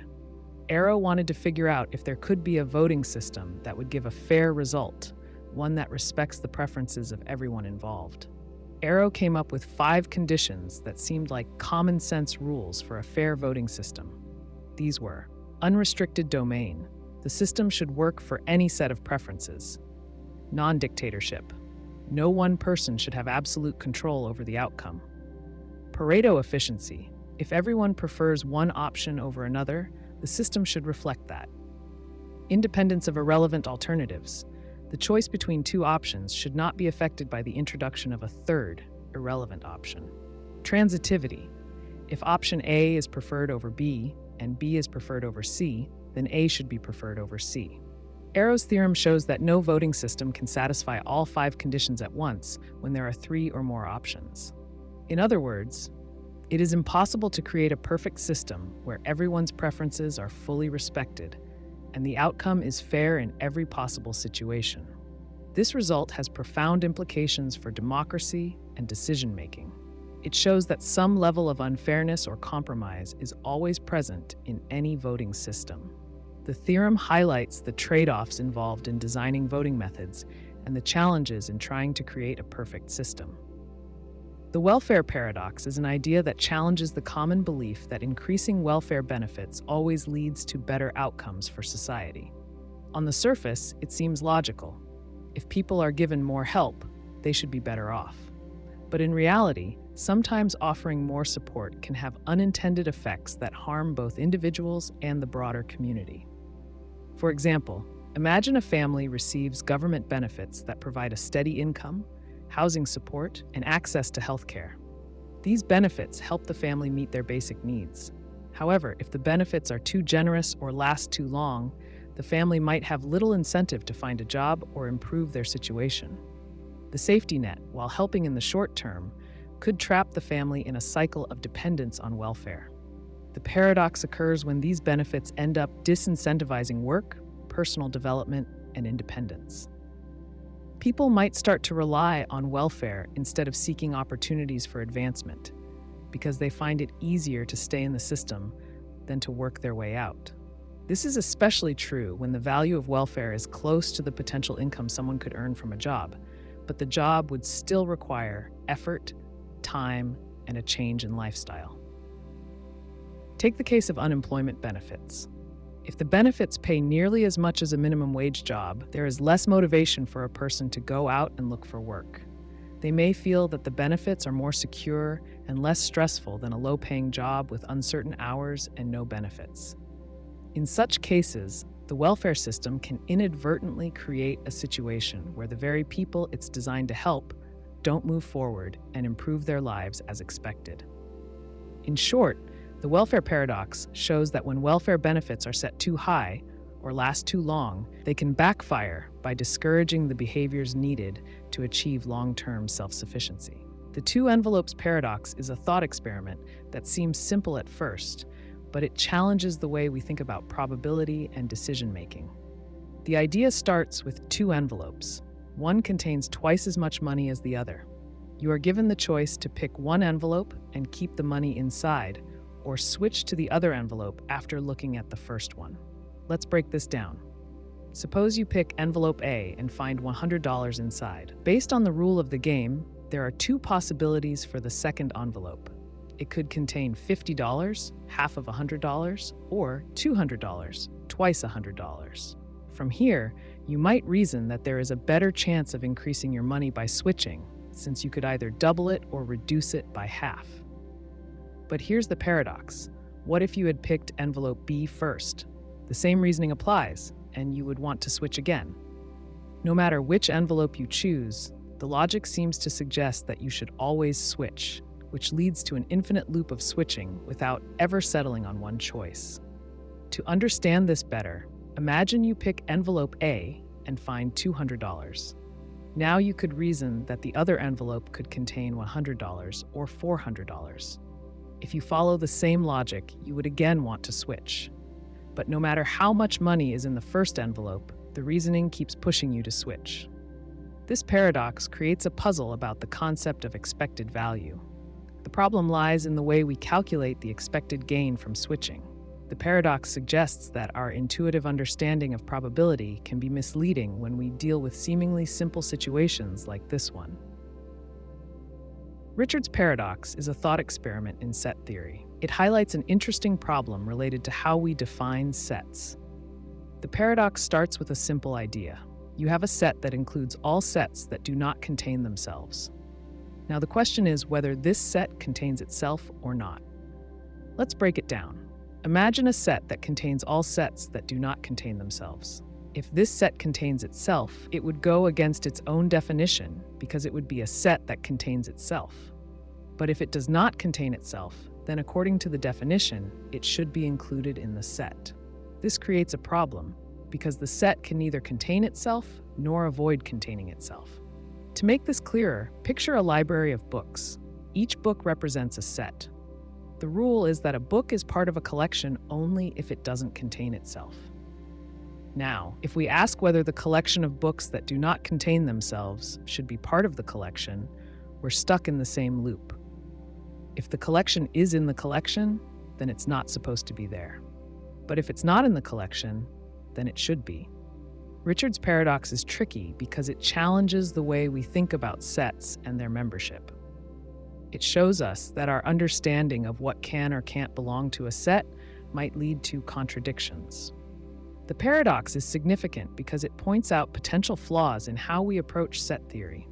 It is one of many paradoxes that reveal how assumptions about logic and mathematics can break down when pushed to their limits. The Gibbs Paradox is a concept that challenges our understanding of entropy in thermodynamics. It arises when we try to calculate the entropy of a gas made up of identical particles. Normally, entropy is a measure of disorder or randomness. In classical thermodynamics, entropy should increase when we mix two gases. But if the gases are made of identical particles, mixing them should make no difference. However, when we apply the standard formula for entropy change, we get a non-zero value for mixing identical gases, which seems wrong. Let's look at an example. Imagine two chambers, each containing a different gas, say gas A and gas B. If we open the partition between them, the two gases will mix.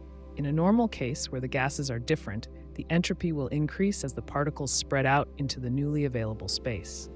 However, if gas A and gas B are the same, the mixing shouldn't create any new disorder. But if we use the usual approach to calculate the entropy change, we get an increase, even though there is no real change in the system. This paradox was first noted by Josiah Willard Gibbs, who pointed out that the entropy formula doesn't account for the identity of the particles. In the case of identical particles, there's no reason for the system to treat the particles as different. The paradox is resolved when we consider the quantum nature of particles and how indistinguishable particles behave. In quantum mechanics, particles of the same type cannot be distinguished, which eliminates the apparent increase in entropy when mixing identical gases. The solution to the Gibbs paradox lies in statistical mechanics, which refines the way we calculate entropy. By acknowledging that identical particles are indistinguishable, the calculations correctly predict that no increase in entropy occurs when mixing identical gases. This shift in perspective helps reconcile the paradox and aligns with the principles of quantum physics. The paradox of hedonism is a simple idea. It says that the more we chase pleasure directly, the harder it is to find it. It sounds counterintuitive, but it plays out in real life. For instance, if you are constantly focused on having a good time, you may actually end up less happy. You might feel stressed about finding the next pleasure or worried that the current one isn't living up to expectations. Imagine someone who is always trying to have fun. They go from one event to the next, never resting, always searching for that next high. But over time, they start to feel burned out. The events don't feel as exciting anymore. They become less enjoyable because the focus has shifted from simply enjoying the moment to expecting pleasure. The pursuit itself starts to take away from the enjoyment. Contrast that with someone who enjoys life without constantly trying to chase pleasure. This person might find joy in simple things: a walk in the park, a good book, or a quiet conversation. They don't worry about whether the experience is pleasurable enough. As a result, they often feel more content because they aren't constantly measuring their happiness against an ideal. This paradox works on a deeper level too. When we make pleasure the goal, we start to treat happiness as something external, something we need to get. But happiness is often best experienced when it is not the main focus.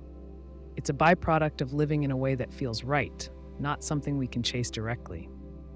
In the end, the more we try to get pleasure, the more we end up chasing it in vain.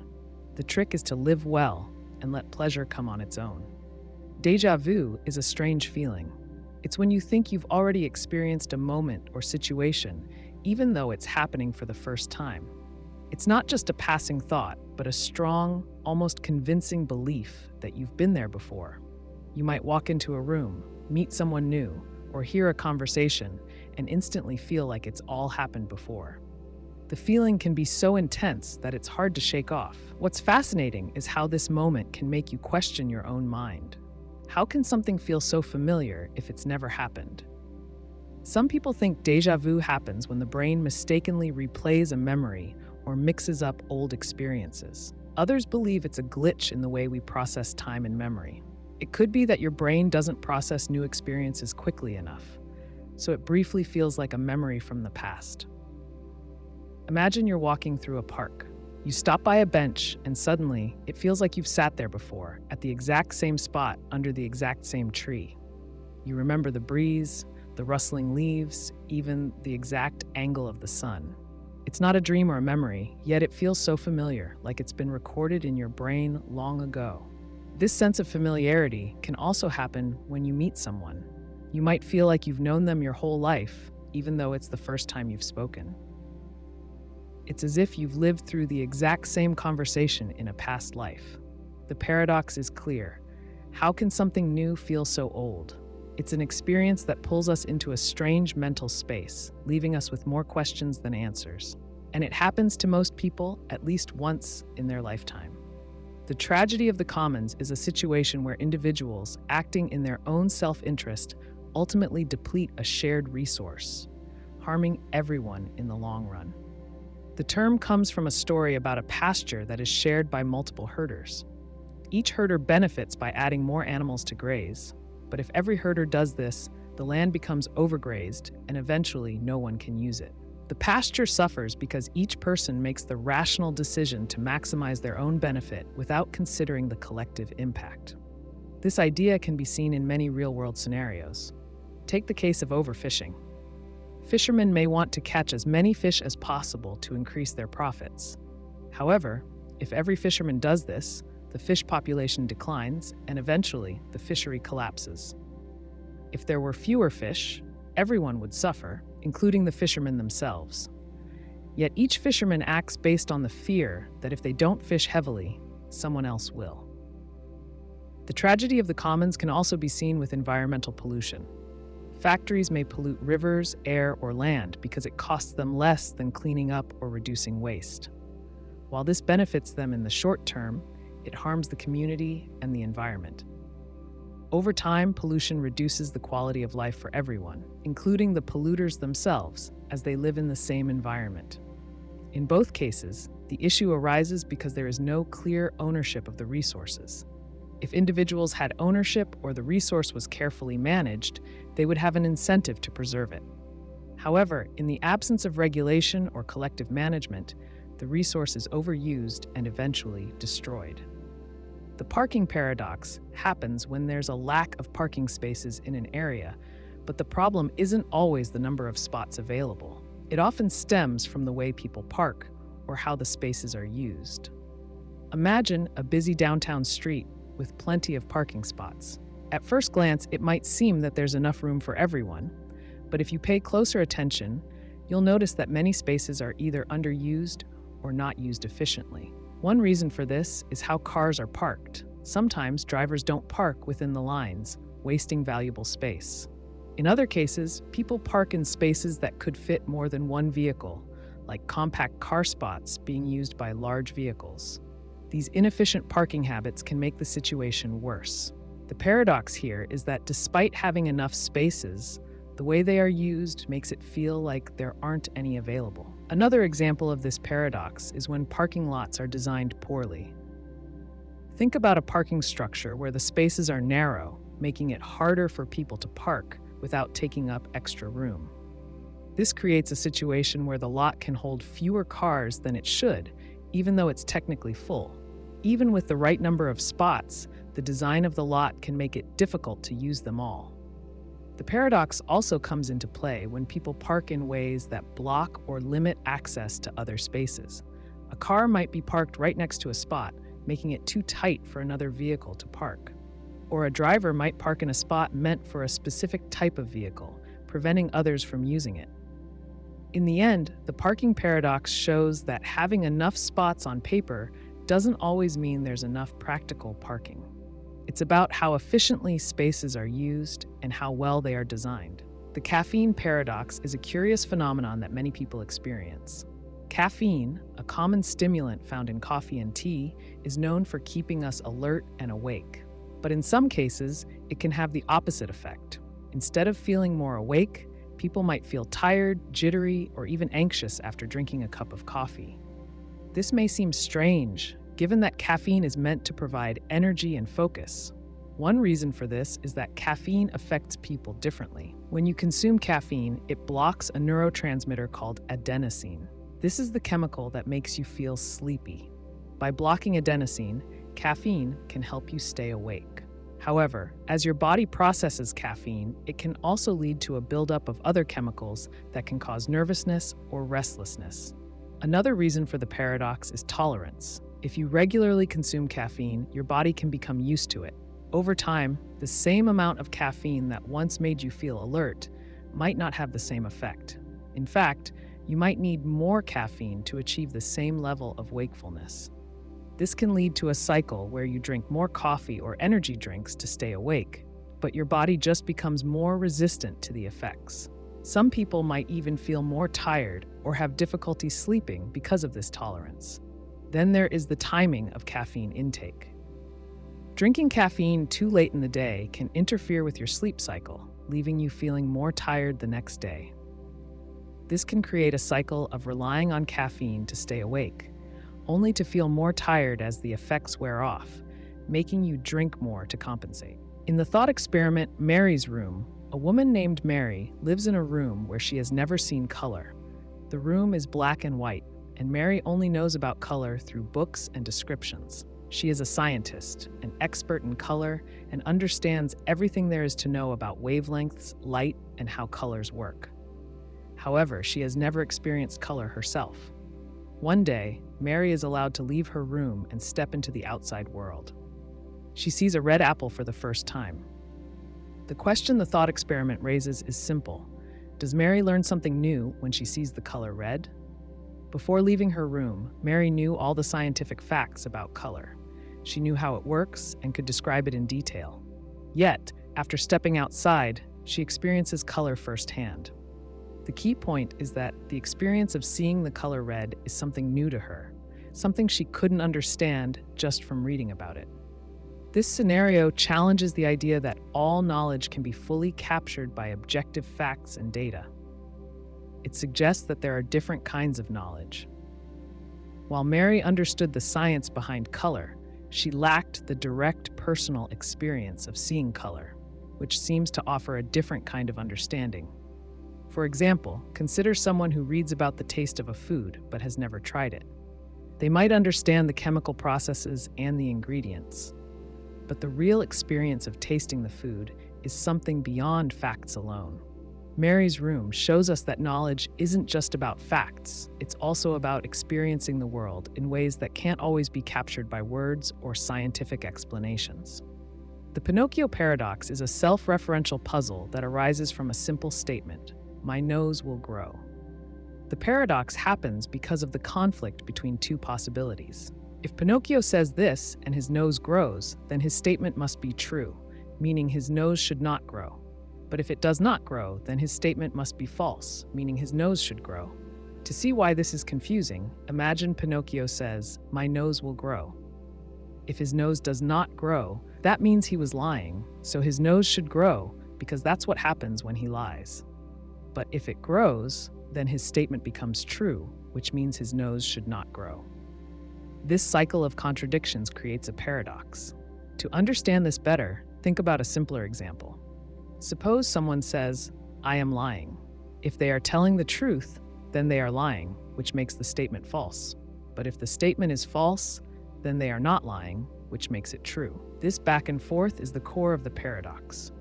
The Pinocchio Paradox challenges our understanding of truth, lies, and self-reference. It shows how certain kinds of statements can lead to logical confusion.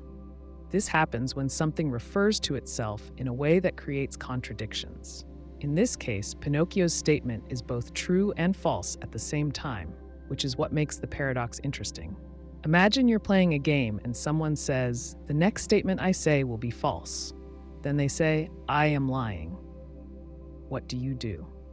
The truth of the first statement creates a loop that can't be resolved easily. This is the same situation with the Pinocchio Paradox, where logic doesn't give a clear answer. It forces us to rethink how we approach statements that reference themselves. The quantum Zeno effect occurs when a system's state is held constant due to frequent observation or measurement. In quantum mechanics, particles like electrons or atoms are known to exist in a superposition of multiple states at once. However, when we observe these particles, their superposition collapses into one specific state. This process happens very quickly, often at the moment of measurement. The quantum Zeno effect flips this idea. It suggests that if we measure a quantum system repeatedly within a short time, we can prevent it from evolving or changing. Essentially, frequent observations freeze the system in its current state, stopping it from transitioning to another state. This is because, according to quantum mechanics, the act of measurement plays a key role in determining the system's state. Imagine a person trying to run a race. If you observe them every second, they can never reach the finish line. The constant attention makes it impossible for them to move forward. Similarly, in the quantum world, constant measurements stop the quantum system from changing its state. A simple example involves an atom that has a 50% chance of decaying over time. If you measure the atom repeatedly in short intervals, The act of measuring prevents it from decaying. It's as if the atom's state is frozen during each observation. The more frequent the measurements, the less likely the atom will decay. This phenomenon is not just theoretical. It has been demonstrated in laboratory experiments with atoms and particles. It shows us how delicate quantum systems can be and how measurement can influence their behavior in ways that are different from what we experience in the everyday world. The stirred coffee paradox is a curious concept that pops up in mathematics and physics, especially when talking about systems that reach an equilibrium. Imagine you're stirring a cup of coffee. At first, the coffee is just sitting still, and as you stir, you start to see the liquid move, swirl, and mix. But after a while, it seems like the stirring stops mattering. Everything becomes still again. That moment when the swirling stops is similar to a fixed point in mathematics. In this situation, the coffee reaches a state where, no matter how much more you stir, the fluid doesn't change anymore. It feels like the system has settled, and any further action you take doesn't change the outcome. It's as if the coffee has found a state where it matches itself, just like a fixed point in a mathematical function. A common example is when you drop a ball into a bowl. The ball moves around, bounces off the edges, and eventually settles at the lowest point. This lowest point is a fixed point. No matter how many times you try to move the ball, it always returns to that same spot. In the case of the coffee, once the stirring stops, the system reaches an equilibrium. The coffee particles mix evenly, and no further stirring can change the overall result. It's as if the motion of the particles has fixed itself. This paradox highlights the nature of how systems, once disturbed, often settle into a state where no further movement or change is needed. Just like in many systems, from physics to biology, small actions can trigger large movements, but eventually they stabilize, reaching a fixed point where they remain until something else disrupts the balance. The visual perception paradox happens when what we see doesn't match reality. Our brains sometimes trick us into seeing things that aren't really there or that are different from how they truly are. This paradox shows how complicated our eyes and brain are in processing the world around us. One common example is the optical illusion. You might look at two lines that seem different in length, but they are actually the same. The brain uses surrounding cues, like arrows pointing in different directions, to misinterpret the lines. Even though you know the lines are equal, your brain still sees them differently. This is because our perception doesn't always rely on facts, but rather on context and how our brain interprets visual information. Another example is when you look at a picture that changes as you stare at it. A drawing of dots or shapes might seem to move or shift, even though it's still. Your brain struggles to make sense of these images. It expects them to be static, but it also picks up on patterns and tries to interpret motion, causing a conflict. These paradoxes occur because our brains are constantly making predictions. The brain uses past experiences and patterns to guess what's coming next. When something doesn't fit those expectations, the brain may create a false image to make sense of it. This is useful in many situations, like when we recognize faces or objects quickly. But it also means our perception can be fooled, and we don't always see things as they truly are. Our brain's ability to process visual information is fast, but it isn't perfect. It fills in gaps when it's unsure and can mislead us, making us believe we see things differently than they are. These visual paradoxes show how perception is more than just seeing. It's a complex process where the brain makes educated guesses about the world. The teleportation paradox presents a complex issue with the idea of instant travel from one place to another. Imagine you're standing in a room and a machine scans every atom in your body. It then sends that information to another location, where a similar machine reconstructs you atom by atom. At first glance, this seems like a simple way to travel. However, the problem arises when you consider what really happens to you during the process. The first issue is the question of whether you are the same person after teleportation. The machine doesn't move you. Instead, it creates a perfect copy of you at the new location. The original version of you is destroyed in the process. So, when the teleportation is complete, are you still the same person, or is it a new version of you with your memories? The copy is not you in a physical sense, but but it shares your traits, including thoughts and memories. It's like making a duplicate of a document. Though identical in every way, it's still a different piece of paper. Now consider the ethical dilemma. If you step into the machine and it kills you to create a new version of you, is that acceptable? Are you willing to give up your original self just to be recreated somewhere else? Some argue that it's like dying and being reborn. The copy might experience the world as you would, but it's not the same person you were before. Another aspect of the paradox lies in the potential for errors. If the machine were to misread any part of your data or make a mistake in reconstruction, the teleportation could fail. You might not be reconstructed properly, or you might never be reconstructed at all. The risk involved in such a process makes it a dangerous concept to explore, even if it's theoretically possible. The observer's paradox arises from the idea that the act of observing something can change the thing being observed. It points out a challenge we face when studying human behavior, language, or even physical phenomena. By observing them, we can influence them in ways that make it harder to understand their true nature. Imagine you are studying how children interact with each other in a playground. You set up a hidden camera to observe their behavior. However, if the children know they are being watched, they may act differently. They might change their behavior because they are aware of the observer's presence. This shift makes it difficult to know what their natural, unobserved behavior would have been. The very act of observation can change the outcome. This paradox is particularly important in fields like linguistics, where researchers study how people use language. If a researcher asks people about their language use or records their speech, the participants might modify their behavior, consciously or unconsciously.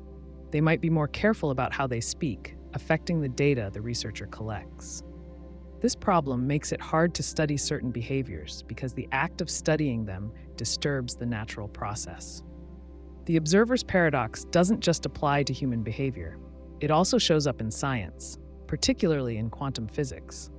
For example, in quantum mechanics, the act of measuring or observing a particle can change its state. This creates challenges in understanding the true properties of the particle, as the measurement process itself influences the result. The paradox forces us to reconsider the limits of observation and measurement. It shows that in some cases, the act of observing can never give us an entirely accurate picture of what we are trying to study. It suggests that observation and reality are closely connected, but not always in straightforward ways. The Truman Show delusion is a condition where someone believes their life is a reality TV show or that they are constantly being watched. It's named after the movie The Truman Show, where the main character, Truman, discovers that his entire life has been scripted and filmed for an audience. People with this delusion might feel that everyone around them is an actor, or that their every move is being monitored. They can become paranoid, thinking that the world around them is fake or controlled. Imagine walking into a room and suddenly feeling like everyone is watching your every move, even though there's no clear reason for them to do so. The idea that cameras are hidden in your home or on the streets can seem real to someone with this delusion. They might believe that strangers are talking about them or reacting to things they do, even when nothing is out of the ordinary. This kind of thinking is often tied to the idea that life itself is not real or that it's being manipulated. For example, a person might feel like every time they make a decision, it is somehow being influenced by forces they can't see. They may even start to wonder if the people in their life, family, friends, coworkers, are just acting a part, playing roles to make them think they have free will. The delusion can make ordinary situations feel eerie or unsettling. A casual conversation can turn into a suspicious encounter, and someone might start questioning whether everything around them is real. They might even be afraid to trust their own thoughts because they feel like they're being guided or controlled by unseen forces. It creates a constant sense of unease and uncertainty. The EPR paradox is a thought experiment proposed by Albert Einstein, Boris Podolsky, and Nathan Rosen in 1935. It highlights a strange feature of quantum mechanics. They wanted to show that the theory of quantum mechanics could be incomplete by using an example of two particles that interact and then move apart. According to quantum mechanics, once these particles are linked in this way, their properties are connected, even if they are far apart. Imagine two particles, A and B. They interact in such a way that their properties, like spin or position, become linked or entangled. Now, if you measure one particle's property, say the spin of particle A, the spin of particle B will instantly be determined, no matter how far apart the particles are. This happens instantly, which puzzled Einstein. He called it spooky action at a distance, because it seemed to violate the idea that information could only travel at the speed of light. The paradox arose from the assumption that everything in the universe must follow the rules of locality, meaning that objects should only be influenced by their surroundings and not by things far away. According to quantum mechanics, however, the entanglement of the particles doesn't seem to obey this rule. If you measure one particle, you instantly know the state of the other one, even if they are light years apart. This seemed to suggest that information about the state of the second particle could travel faster than light, which contradicted Einstein's theory of relativity. The EPR paradox raised doubts about the completeness of quantum mechanics. If the particles could communicate faster than light, it would mean that something hidden beyond the reach of quantum theory must be influencing the particles.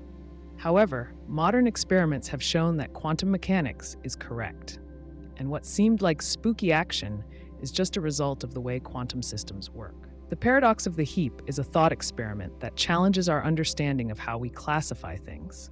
It starts with a simple question: when does a heap of sand stop being a heap?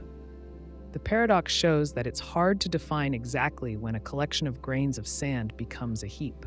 Imagine a pile of sand on the ground. We call it a heap because it's large and has an obvious shape.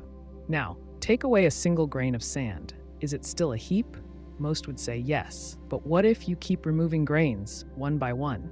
At some point, you might be left with just a few grains of sand. Is that still a heap? If we keep removing grains, eventually, we'll be left with 1 or 2 grains. At this point, it seems wrong to call it a heap. But where do we draw the line? This problem isn't just about sand. It's about how we define words and categories in general. Take a pile of leaves, for example. If you remove 1 leaf, it's still a pile. If you remove 2, it's still a pile. But eventually, it's no longer a pile. The question is, at what point does a pile stop being a pile? The paradox shows that our everyday language doesn't always work perfectly for these kinds of cases. The problem here is that we don't have a clear, exact definition of when a heap stops being a heap. We rely on vague terms like heap and pile, which work in most situations but break down when we try to apply them to things that change gradually, like removing 1 grain of sand at a time. The paradox highlights the difficulty of drawing lines in situations where the change is gradual, and it makes us think more carefully about how we use language. The Borel Paradox is a problem in probability theory that shows how counterintuitive results can arise in certain situations. It starts with the idea of dividing a surface into smaller parts, then randomly selecting a point from that surface. It's a simple enough idea, but the paradox reveals something strange about how we think about probability. Picture a flat table with a circular tablecloth. If you randomly pick a point on the tablecloth, you would expect the chance of picking any part of the cloth to be fairly even. However, the paradox shows that if you split the tablecloth into smaller sections in different ways, you can create different probabilities for picking certain points, even though they seem equally likely. This leads to an odd conclusion. The probability of picking a point in some sections can appear different, even though the cloth itself is the same. To see this, imagine dividing the tablecloth in one way, such as cutting it into squares. Then divide it again, but this time into smaller, more complicated shapes, like circles or triangles. The probability of picking a point from each section will change depending on how the surface is divided, even though all the parts of the cloth are identical. The odd thing is that this happens even though you're randomly selecting a point. You would expect that every part of the surface would have the same chance of being chosen, but the way the surface is divided affects the outcome. This paradox challenges our understanding of probability. It shows that when we break something into smaller parts or think about it in a different way, our assumptions about probability can lead us to unexpected results. The Borel Paradox reminds us that even simple ideas, like choosing a point at random, can become complicated when viewed from a different angle. The Hydrostatic Paradox is a concept in fluid mechanics that challenges our usual understanding of how pressure works in fluids. The paradox shows that the pressure at a point in a fluid does not depend on the shape or size of the container holding the fluid. Instead, it only depends on the depth of the fluid and the density of the liquid. Imagine a tall, narrow glass of water and a wide, shallow basin filled with the same depth of water. If you measure the pressure at the bottom of both containers, the pressure will be the same, even though the shape of the containers is different. The water in the glass is deeper, but the wider basin has more water spread out. The paradox comes from the fact that at the bottom of each container, the pressure doesn't change due to the container's size or shape. It's determined only by how deep the water is and how dense it is. For example, if you have a container with water 10 feet deep, the pressure at the bottom is determined by how deep the water is, not by how wide or narrow the container is. The same applies whether the container is a narrow, tall tube or a wide, shallow basin.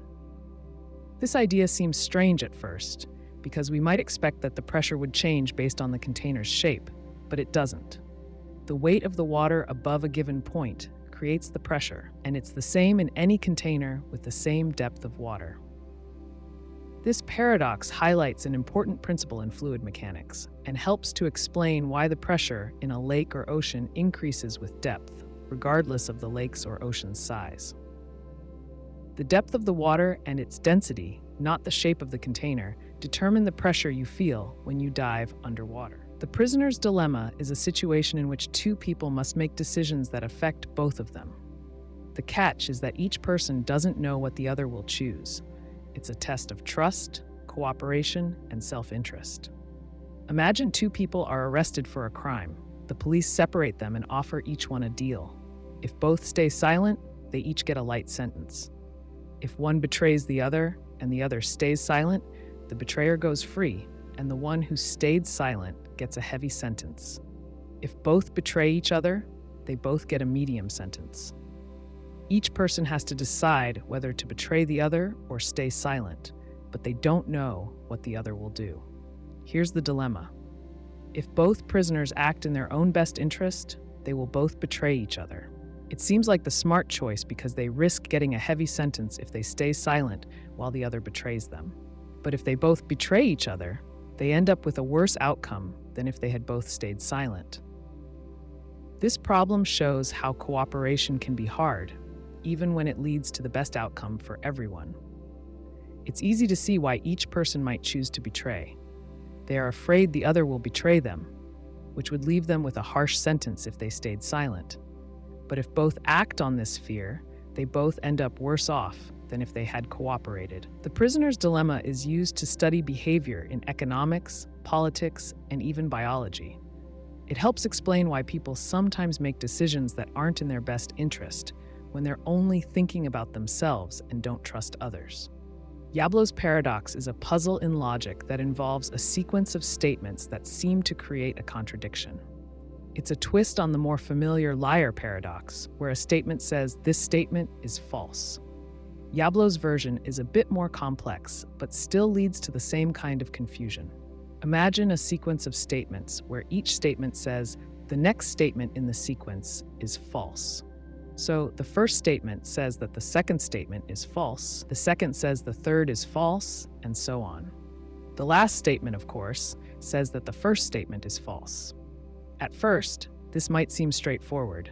If the first statement is true, then the second one must be false. But if the second one is false, then the third one must be true. This pattern continues, creating a loop where each statement's truth depends on the next, but each statement also contradicts the one before it. What makes Jeavons Paradox different from the traditional liar paradox is that it doesn't involve a single statement about itself being true or false. Instead, it's a chain of statements where each one refers to the next. This makes it harder to resolve because there's no clear starting point to decide whether the sequence is true or false. each statement is both dependent on and contradicts the others.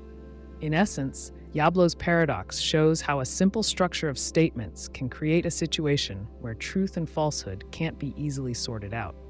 It's a tricky puzzle that forces us to think about how truth works in logical systems and challenges our understanding of what it means for something to be true or false.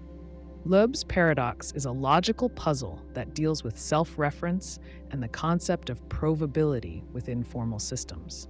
It builds on ideas from Gödel's incompleteness theorems, but it takes them a step further by introducing a situation where a statement refers to its own provability. Imagine a statement that says, "This statement is provable." At first, this seems like a simple, straightforward claim. If the statement is true, it means that it can be proven to be true. But here's where the paradox kicks in. If the statement is false, it means that it cannot be proven true. But if it cannot be proven true, it would still be true because it would correctly state that it's not provable. This creates a contradiction where the statement is both true and not true at the same time. In simpler terms, the paradox arises because the truth of the statement depends on whether it can be proven within the system. If it is provable, it becomes true. But if it is not provable, it becomes true in a different way, which leads to a situation where the statement's truth hinges on its own provability. This creates a loop that cannot be easily resolved.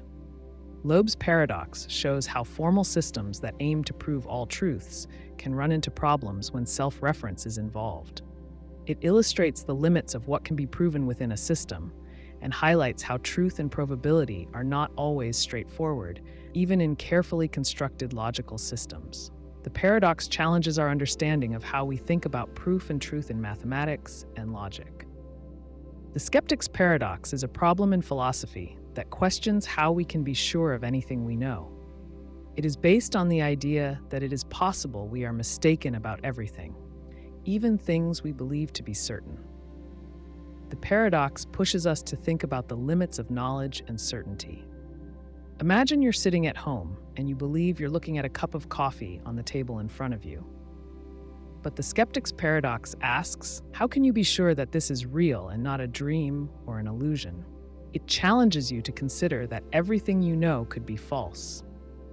It's as if you're asked to question the very idea that you can know anything at all with absolute certainty. For example, take the thought that you can trust your senses. You see the coffee cup, touch it, and even taste it. But the skeptic suggests that you could be dreaming or under some sort of illusion, and that what you experience is not actually real. If that's true, then everything you think you know, including the idea that you're sitting in a room or that you're having a conversation, could be wrong. This paradox doesn't just question your senses. It also makes you wonder about the reliability of your own thoughts and reasoning. If you can't even trust your senses, how can you trust the conclusions you draw from them? It puts into doubt the very foundation of knowledge, making it hard to say anything is absolutely certain. The skeptic's paradox reminds us that even the most basic truths about the world might be uncertain, leading to a deeper exploration of what we really know and how we come to know it. The Lucas paradox is a problem in philosophy that questions whether humans can ever truly understand their own minds. It's named after philosopher J.R. Lucas, who argued that our brains are fundamentally different from machines, particularly computers, in how they understand and process information. The paradox starts with the idea that a machine, like a computer, can be programmed to simulate human thinking. If a machine can mimic a human brain well enough, we might think that the machine is thinking just like we do. However, Lucas argued that a machine can never truly understand its own workings the way a human does. To explain, imagine a person trying to understand how their own mind works. The person can think about their thoughts, reason through problems, and even realize when they make a mistake. Now, imagine a computer programmed to solve the same problem. The machine might perform the task perfectly, but it cannot understand the process of its own thinking the way the person does. It's not aware of the reasoning behind its actions. Lucas suggested that even if we could build a computer that perfectly mimics human thought, we would still be able to think about our own thinking, while the machine could not. This is the core of the paradox. If we can understand our own minds and machines can't do the same, then it implies that human minds are more complex than mere machines, no matter how advanced. The Lucas Paradox challenges our understanding of machines and the limits of artificial intelligence. It raises deep questions about the nature of human consciousness and whether we can ever truly replicate or fully understand it. The paradox of self-defeating beliefs happens when a belief or statement undermines itself. It's a situation where someone holds a belief that, if true, would actually make the belief itself impossible or meaningless. This paradox challenges our thinking by showing how certain ideas can lead to contradictions. Imagine someone believes that all generalizations are false. On the surface, this might seem like a reasonable statement. However, if the belief is true, then the statement itself is a generalization. And if generalizations are false, then the statement, all generalizations are false, must also be false, which leads to a contradiction. This creates a paradox because the belief cancels itself out. Another example is the belief that there is no such thing as absolute truth. If this statement is true, then it would be an absolute truth in itself, which contradicts its own claim. By asserting that there is no absolute truth, it ends up being an absolute truth, thus defeating the very point it tries to make. This paradox often appears in self-help or philosophical arguments. For instance, a person might say, "I can never truly know anything." If that belief is true, it means they could never know whether they are right in claiming that they can never know anything. The belief undermines itself, because if it's true, they could never be sure of it. The paradox of self-defeating beliefs shows how certain ideas, when taken to their logical conclusion, can collapse under their own weight. It serves as a reminder that some beliefs or statements might appear reasonable at first, but they can turn out to be self-contradictory upon closer inspection. The length contraction paradox comes from Einstein's theory of special relativity, and it describes an odd but true effect that happens when an object moves at a high speed. According to the theory, when an object travels close to the speed of light, it appears shorter in the direction it is moving, as seen by an observer who is not moving with it.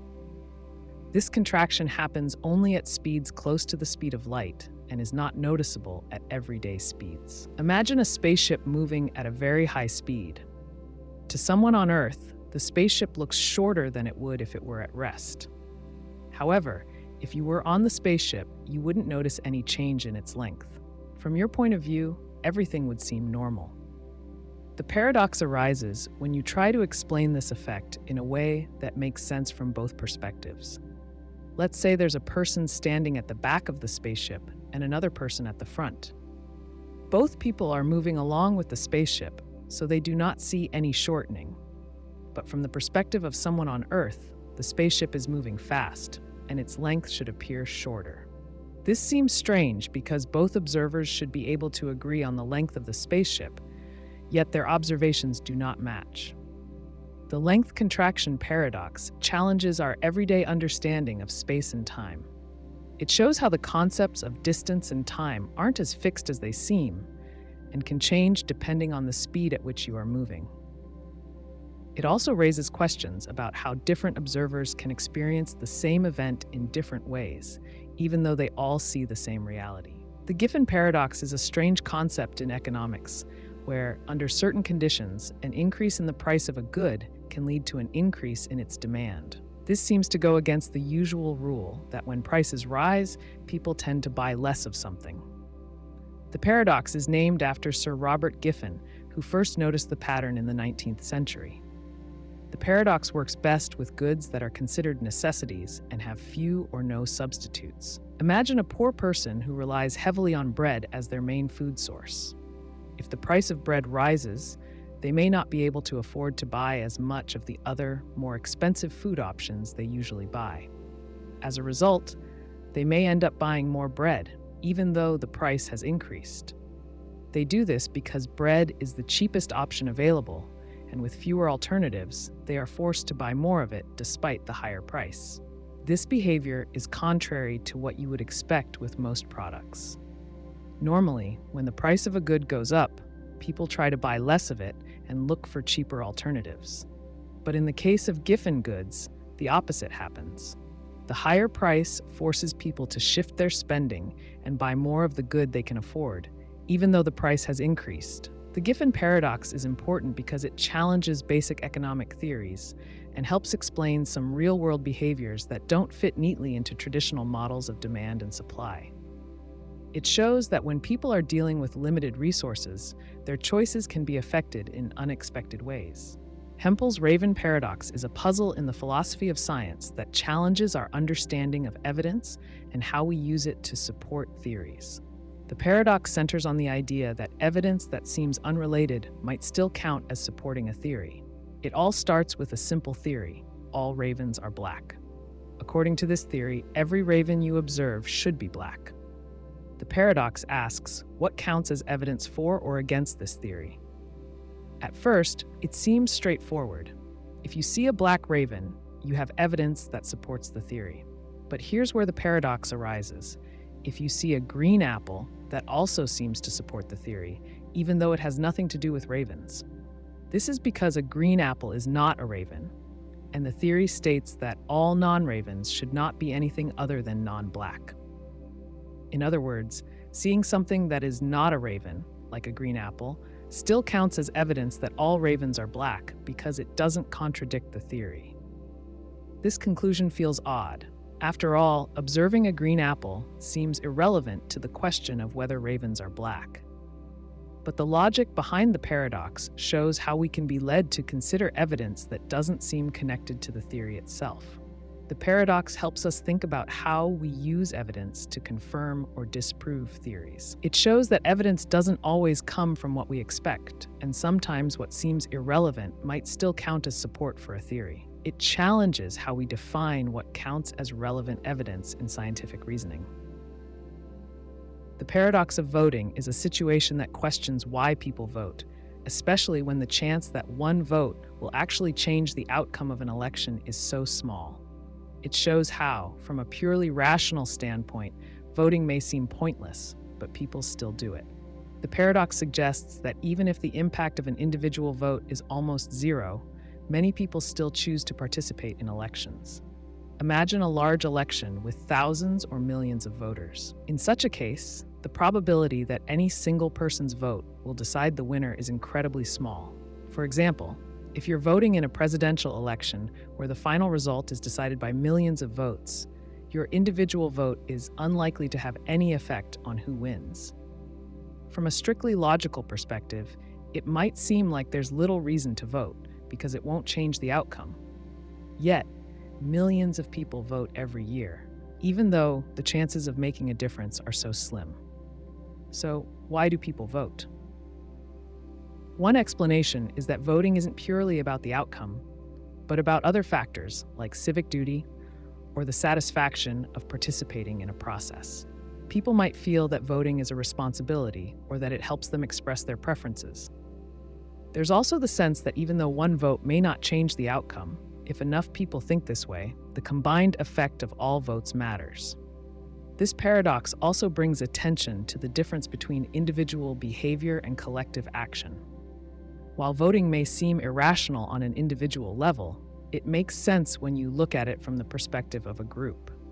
When everyone votes, the collective impact becomes much more meaningful, even if each individual vote seems insignificant on its own. The paradox of thrift is a concept in economics that shows how saving money on an individual level can have negative effects on the economy as a whole. The paradox argues that while saving is good for a single person, if everyone saves more at the same time, it can lead to a reduction in overall economic activity. Imagine a person who decides to save more money by cutting back on spending. They may decide to eat out less, delay buying new clothes, or avoid big purchases. On the surface, this seems like a smart move. Saving helps build financial security. However, if many people in an economy do the same thing at once, the overall demand for goods and services drops.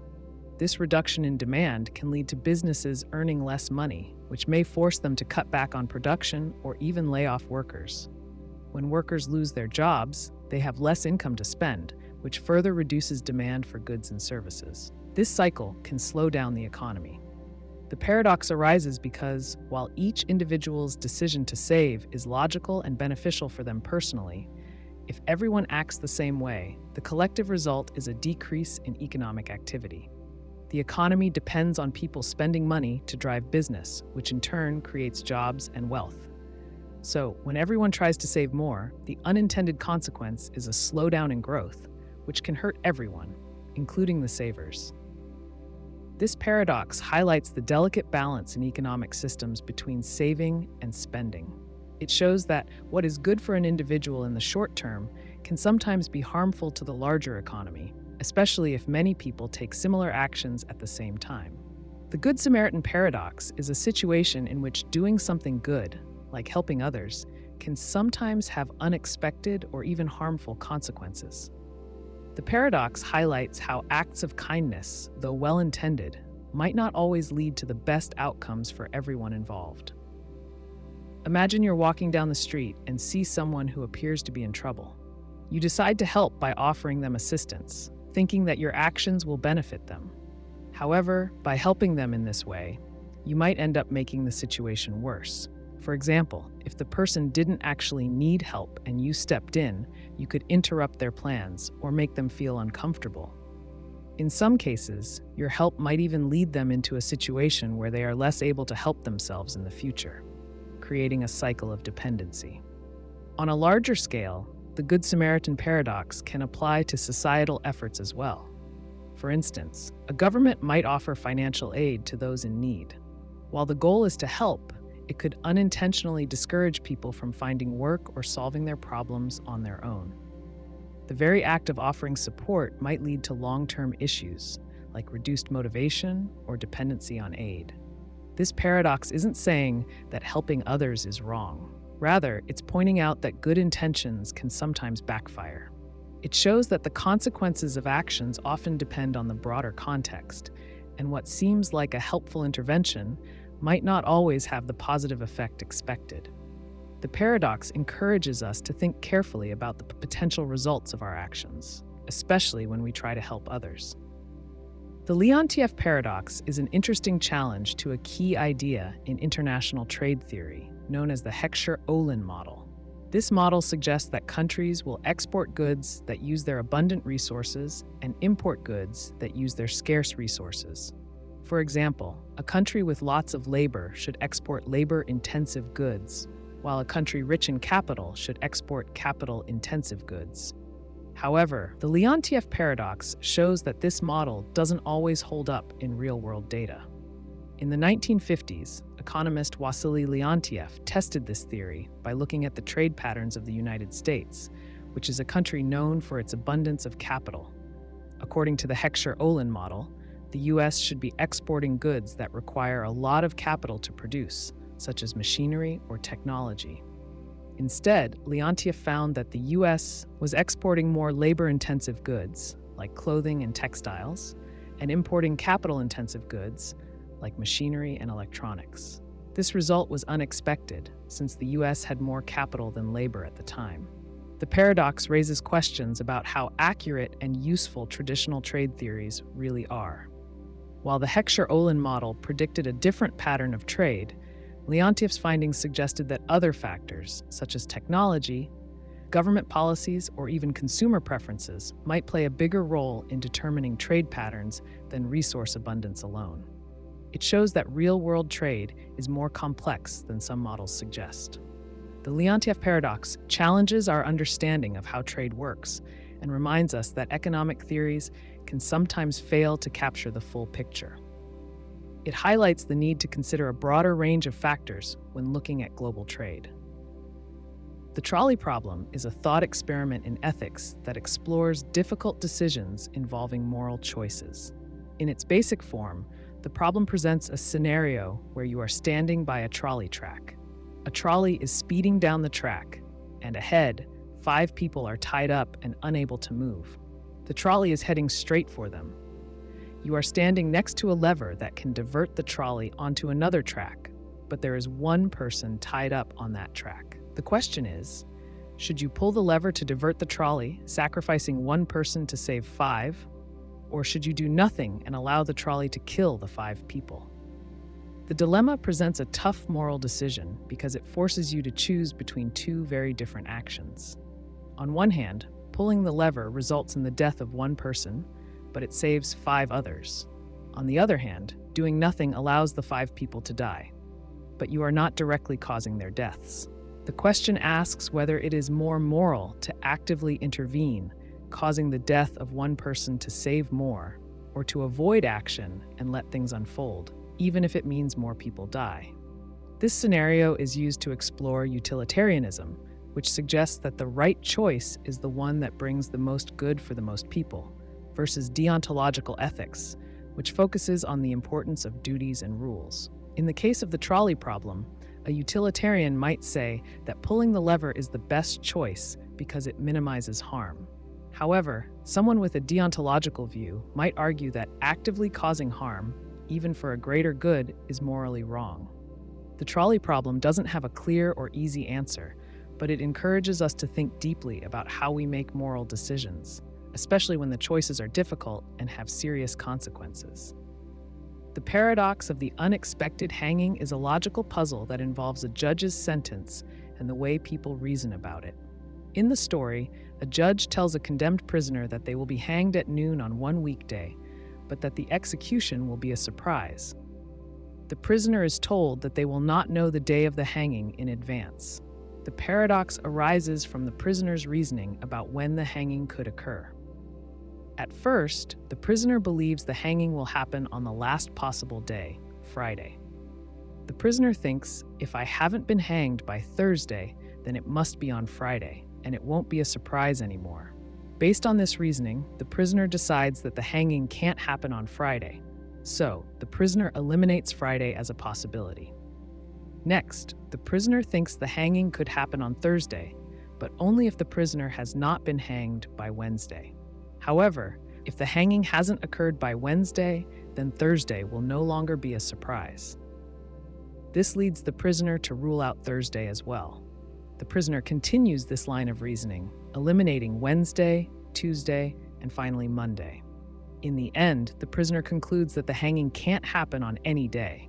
But then, when the hanging happens on a day that was completely unexpected, the prisoner is surprised, which fits the judge's original statement. The paradox reveals how reasoning based on eliminating possibilities can lead to a contradiction. The prisoner, in trying to avoid being surprised, ends up being surprised anyway. It challenges the idea of certainty and highlights how expectations can affect the way we think about future events. Menno's paradox is a problem in philosophy that questions how we can learn something if we don't already know it. The paradox is presented through a conversation between Socrates and Menno, where Menno asks how one can search for knowledge of something they don't know. Socrates explains that if you don't know what you are looking for, how can you know when you find it? If you already know what you're looking for, there's no need to search. The paradox is rooted in the idea that learning seems impossible in 2 ways. First, if you don't know something at all, how do you even begin to look for it? And second, if you already know it, then why bother searching? This creates a circular problem.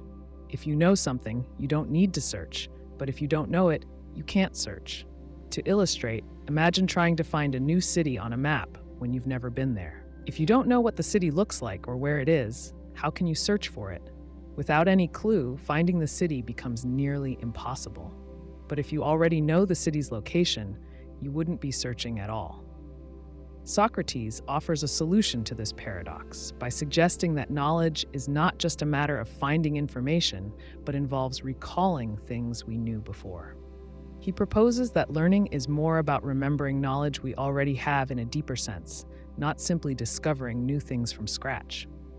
This idea leads to a view of learning as a process of rediscovery rather than just acquisition. Menno's paradox raises important questions about how we understand knowledge and learning, and how we can gain insight into things we don't yet know. The mutual knowledge paradox involves a situation where 2 people may have knowledge that they both know, but they don't realize that the other person knows it as well. The paradox arises when each person assumes that the other is unaware of something, even though they both know it. This creates confusion because their understanding of what is known by the other person doesn't match reality. Imagine 2 people, Alice and Bob, who both know a secret don't realize the other knows it. Suppose Alice has a piece of information and Bob has the same piece of information.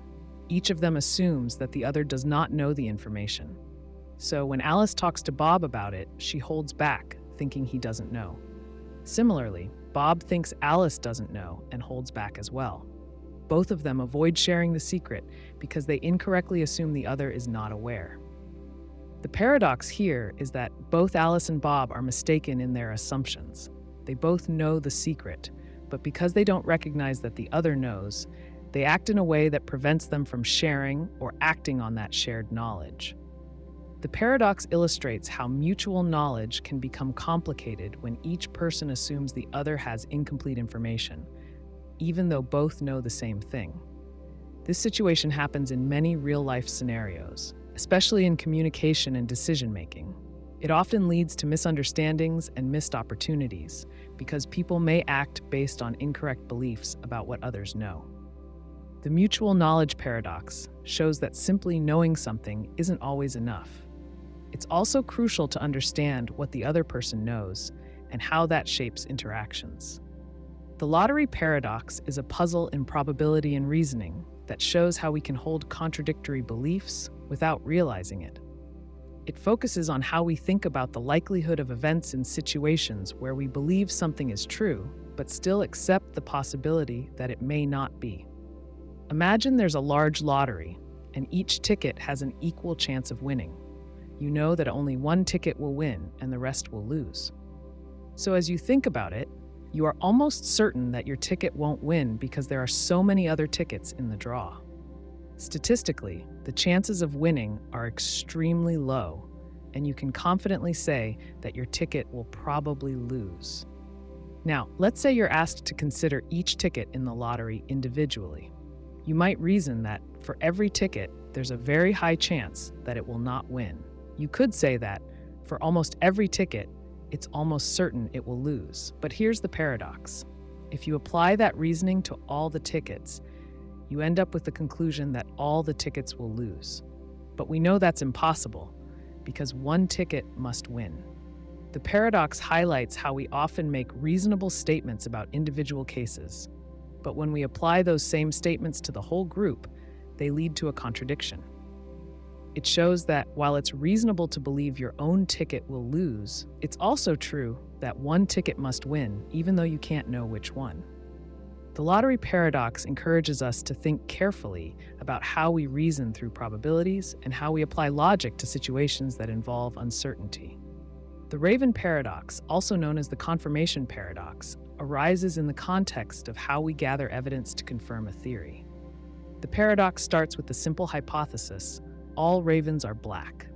According to standard logic, any observation of a black raven should count as evidence that supports the theory. However, the paradox challenges our understanding of what counts as confirmation. Imagine you're out walking and you see a black raven. This observation directly supports the theory that all ravens are black. But then, let's say you see a green apple. It seems unrelated to the theory, but according to logic, the fact that the apple is not a raven actually provides indirect support for the theory. This is because the theory states that all ravens are black, and a green apple is a non-raven that isn't black, which fits the rule that non-ravens are not black. So, in theory, the green apple, though irrelevant, is still confirming the hypothesis that all ravens are black. This leads to a strange conclusion. Seeing a non-black non-raven, like a green apple, actually counts as evidence in favor of the theory, even though it has nothing to do with ravens or their color.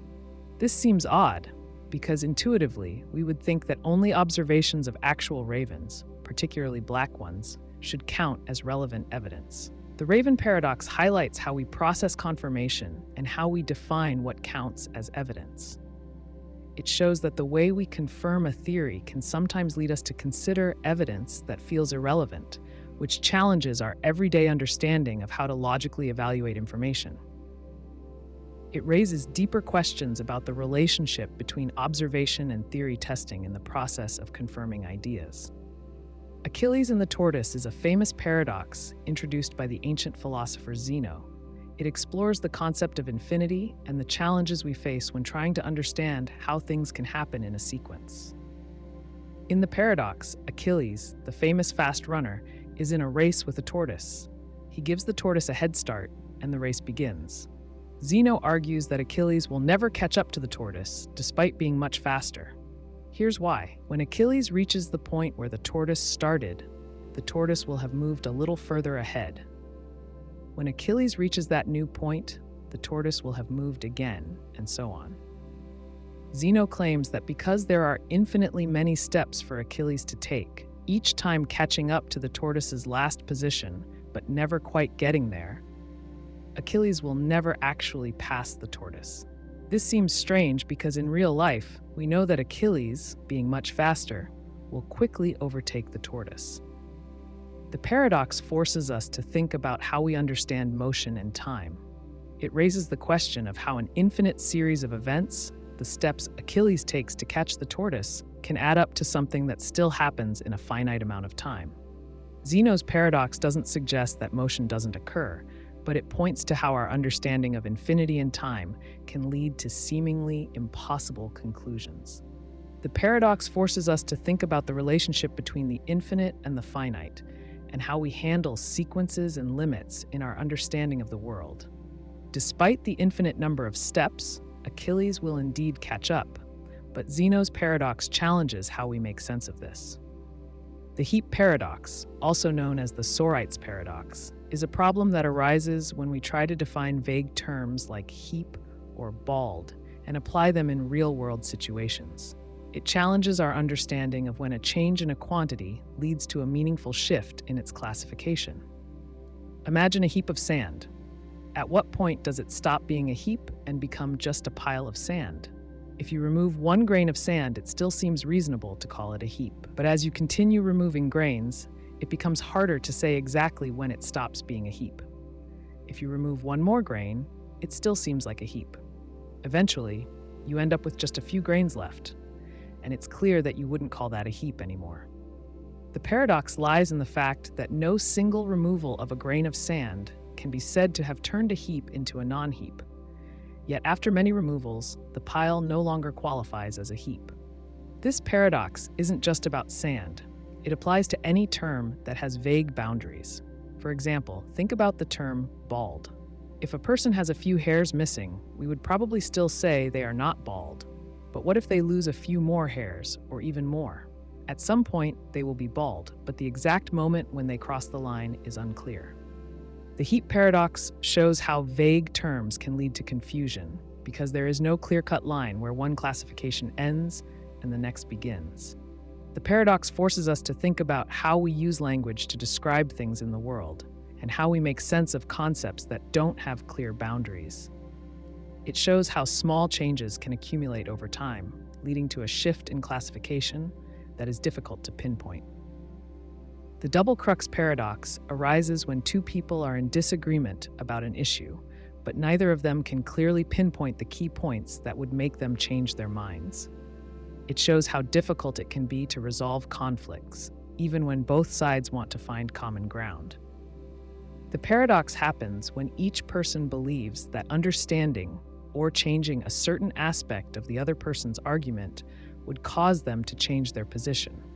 But in reality, they often misunderstand what the actual sticking point is. This leads to a situation where the crux of the disagreement, what needs to change in each person's mind to resolve the conflict, remains unclear. For example, imagine two people debating about climate change. One person argues that human activity is the primary cause, while the other believes the climate change is a natural process. Each person may think that if the other could be convinced of certain facts, they would change their view. The first person might think that showing evidence of human influence would convince the other, while the second person may think that proving natural climate fluctuations could change the other's mind. But neither of them is likely to actually address the real reason for the disagreement. Each side focuses on points they think are important, while overlooking the true reasons behind the disagreement. The double crux paradox is frustrating because both sides feel they're on the verge of a breakthrough, but the actual disagreement is often more subtle or based on misunderstandings about what each other values or believes. It forces us to examine how we communicate and understand the root causes of disagreements, rather than just focusing on the surface-level arguments that seem most obvious. The noisy channel paradox is a problem that arises when trying to understand how information gets distorted as it moves through a noisy or unreliable medium, like a broken phone line or a poor internet connection. The paradox occurs when we try to correct the noise in the message, but doing so can lead us to make incorrect assumptions about what the original message actually was. Imagine you're trying to send a message through a faulty channel, such as a text message with a poor signal. Some letters get scrambled, making the message harder to understand. As you try to figure out what the original message was, you might rely on context or make educated guesses. However, if the noise is severe enough, the guesses you make might not align with the sender's original intention. In trying to fix the message, you could end up misinterpreting the noise in a way that leads to a message far removed from what was originally sent. For example, let's say you receive a text that says, "I'm meeting you at 5 p.m." But due to noise, it comes through as, "I'm meeting you at 2 p.m." If you rely on context or your assumptions to correct the message, you might decide the original message meant 5 p.m.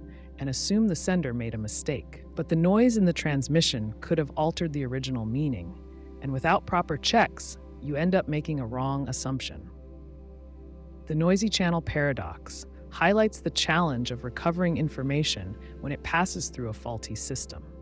It shows how easily we can misinterpret signals and make incorrect decisions when the message is distorted, even if we think we're making sense of it. The paradox urges us to carefully consider the noise and be cautious about assuming we know the original intent. The Crocodile Paradox is based on the concept of deceptive painting, where an image tricks the viewer into thinking it is real, even though it is only a painting. This paradox explores how our perception can be fooled by visual cues, and how something that appears to be one thing can be understood to be something entirely different when we take a closer look.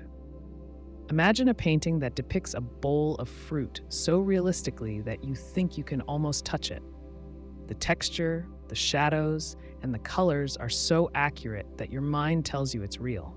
But when you realize it's just paint on a canvas, you notice the illusion. The paradox arises because, while the painting is not real, the way it makes you feel, your perception of reality, has been altered. For a moment, you were fooled into believing the bowl of fruit existed as a physical object. This paradox can also extend to everyday situations. For example, think of an advertisement or a product package designed in a way that it looks one way from a distance, but upon closer inspection, the reality is different. The Trompe-l'œil effect is not just a visual trick. It plays with our trust in what we see and how we interpret those visual clues. The Trompe-l'œil paradox reveals how easily our senses can be deceived.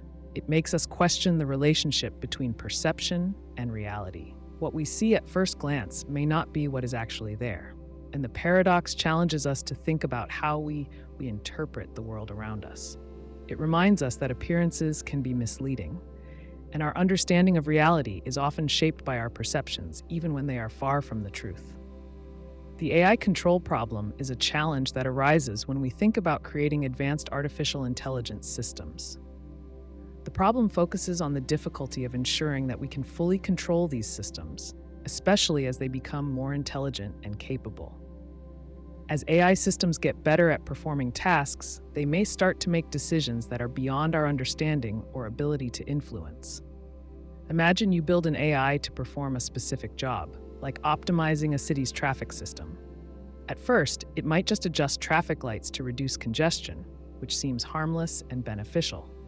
But as the AI learns and improves, it may start to prioritize certain areas of the city in ways that cause problems in others. It might even find unintended solutions that conflict with human values or interests, such as redirecting resources away from essential services. The AI control problem comes into play when we realize that the AI could continue to evolve in ways that we can't predict. If the system becomes too complex, it may start making decisions that are difficult for humans to understand or challenge. Worse, it could pursue goals that were not part of the original programming, leading to unintended consequences. In the worst-case scenario, an AI could act in ways that harm humanity, even if the goal of its creators was to help. This issue is particularly pressing as we continue to develop more advanced AI systems. It shows that controlling a machine that can think and learn for itself is much harder than simply telling it what to do. The AI control problem raises important questions about how we can ensure that the systems we create will behave in ways that align with our goals and values, and how we can maintain oversight as they become more capable. The greedy algorithm paradox is a situation where using a straightforward, short-term solution can lead to an overall outcome that is worse than what could have been achieved with a more thoughtful, long-term approach. The paradox highlights how choosing the best option at each step might not always lead to the best overall result.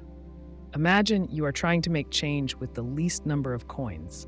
If you have coins worth 1, 5, 10, and 25 cents, a greedy algorithm would suggest that when you need change for 30 cents, you should first choose the highest value coin available, which is 25 cents. Then, you would take a 5-cent coin to make up the total. The greedy approach leads to 2 coins in this case. However, if you had chosen 3 10-cent coins instead, you would have also made 30 cents, but the greedy algorithm might not have led you to this option. The paradox arises because, in some cases, the greedy algorithm works perfectly and leads to an optimal solution. But in other situations, following the immediate best option without looking ahead can cause you to miss a better outcome. For example, in more complex problems like network design or optimization, taking the most favorable choice at each step without considering the larger picture could lead to inefficient or suboptimal results. The greedy algorithm paradox shows that the simplest solution is not always the best. It challenges us to think beyond immediate rewards and consider long-term strategies when making decisions, especially when the consequences are not immediately clear. It reminds us that sometimes what seems like the easiest or fastest choice might not lead to the most efficient or effective overall outcome. The infinite monkey theorem is a thought experiment that demonstrates how chance can, over an infinite amount of time, produce unlikely outcomes. The idea is simple. Imagine an infinite number of monkeys typing randomly on typewriters. Given an endless amount of time, one of the monkeys will eventually type the complete works of Shakespeare or any other text, purely by random chance. The key idea here is randomness. Each monkey types at random, so the letters it types have no pattern or meaning.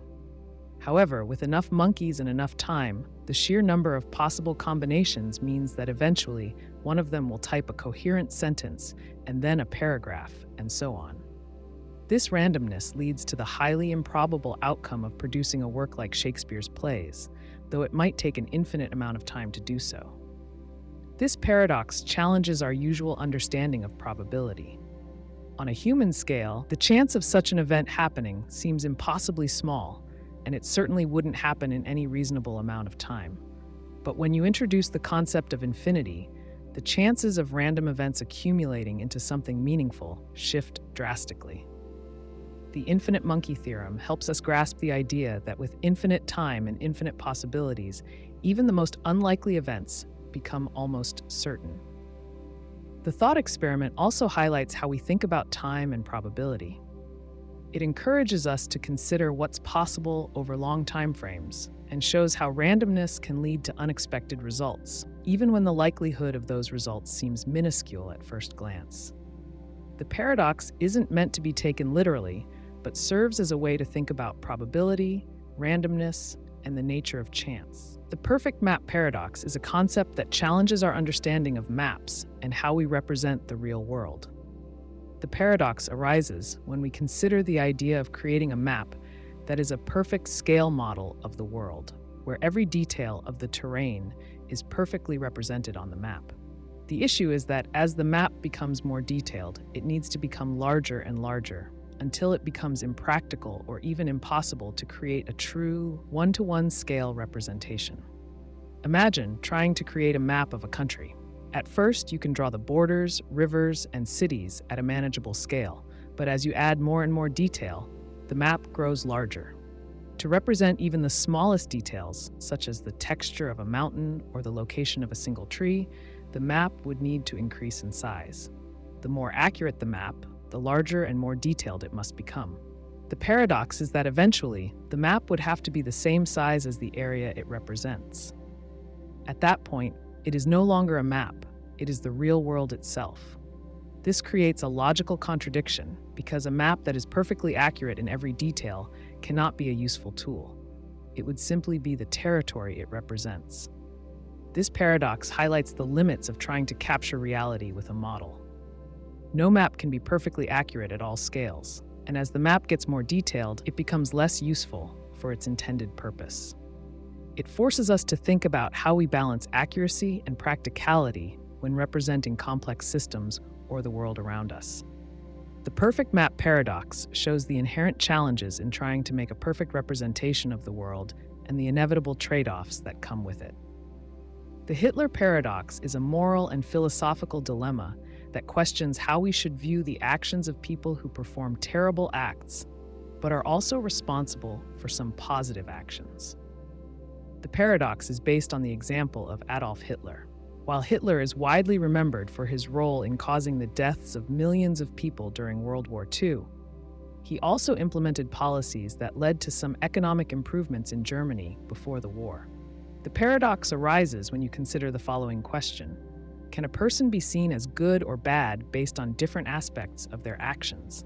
On one hand, Hitler's economic policies in the 1930s helped Germany recover from the Great Depression, which improved the lives of many citizens. But on the other hand, his leadership also led to unimaginable suffering, destruction, and loss of life. If someone does something good, like improving a nation's economy, does that make them less evil? Or does the extent of their wrongdoing completely overshadow their positive actions? This dilemma forces us to think about how we judge people and their actions. Should we focus on the good someone does, even if their bad actions are catastrophic? Or should we reject all their actions because of the immense harm they caused, no matter what positive contributions they might have made? The Hitler paradox doesn't provide an easy answer, but it highlights the complexity of moral judgment and how we evaluate the actions of individuals in history. It challenges us to think carefully about how we separate a person's achievements from their wrongdoings, and whether it's possible to look at someone's actions in a nuanced way without excusing the harm they caused.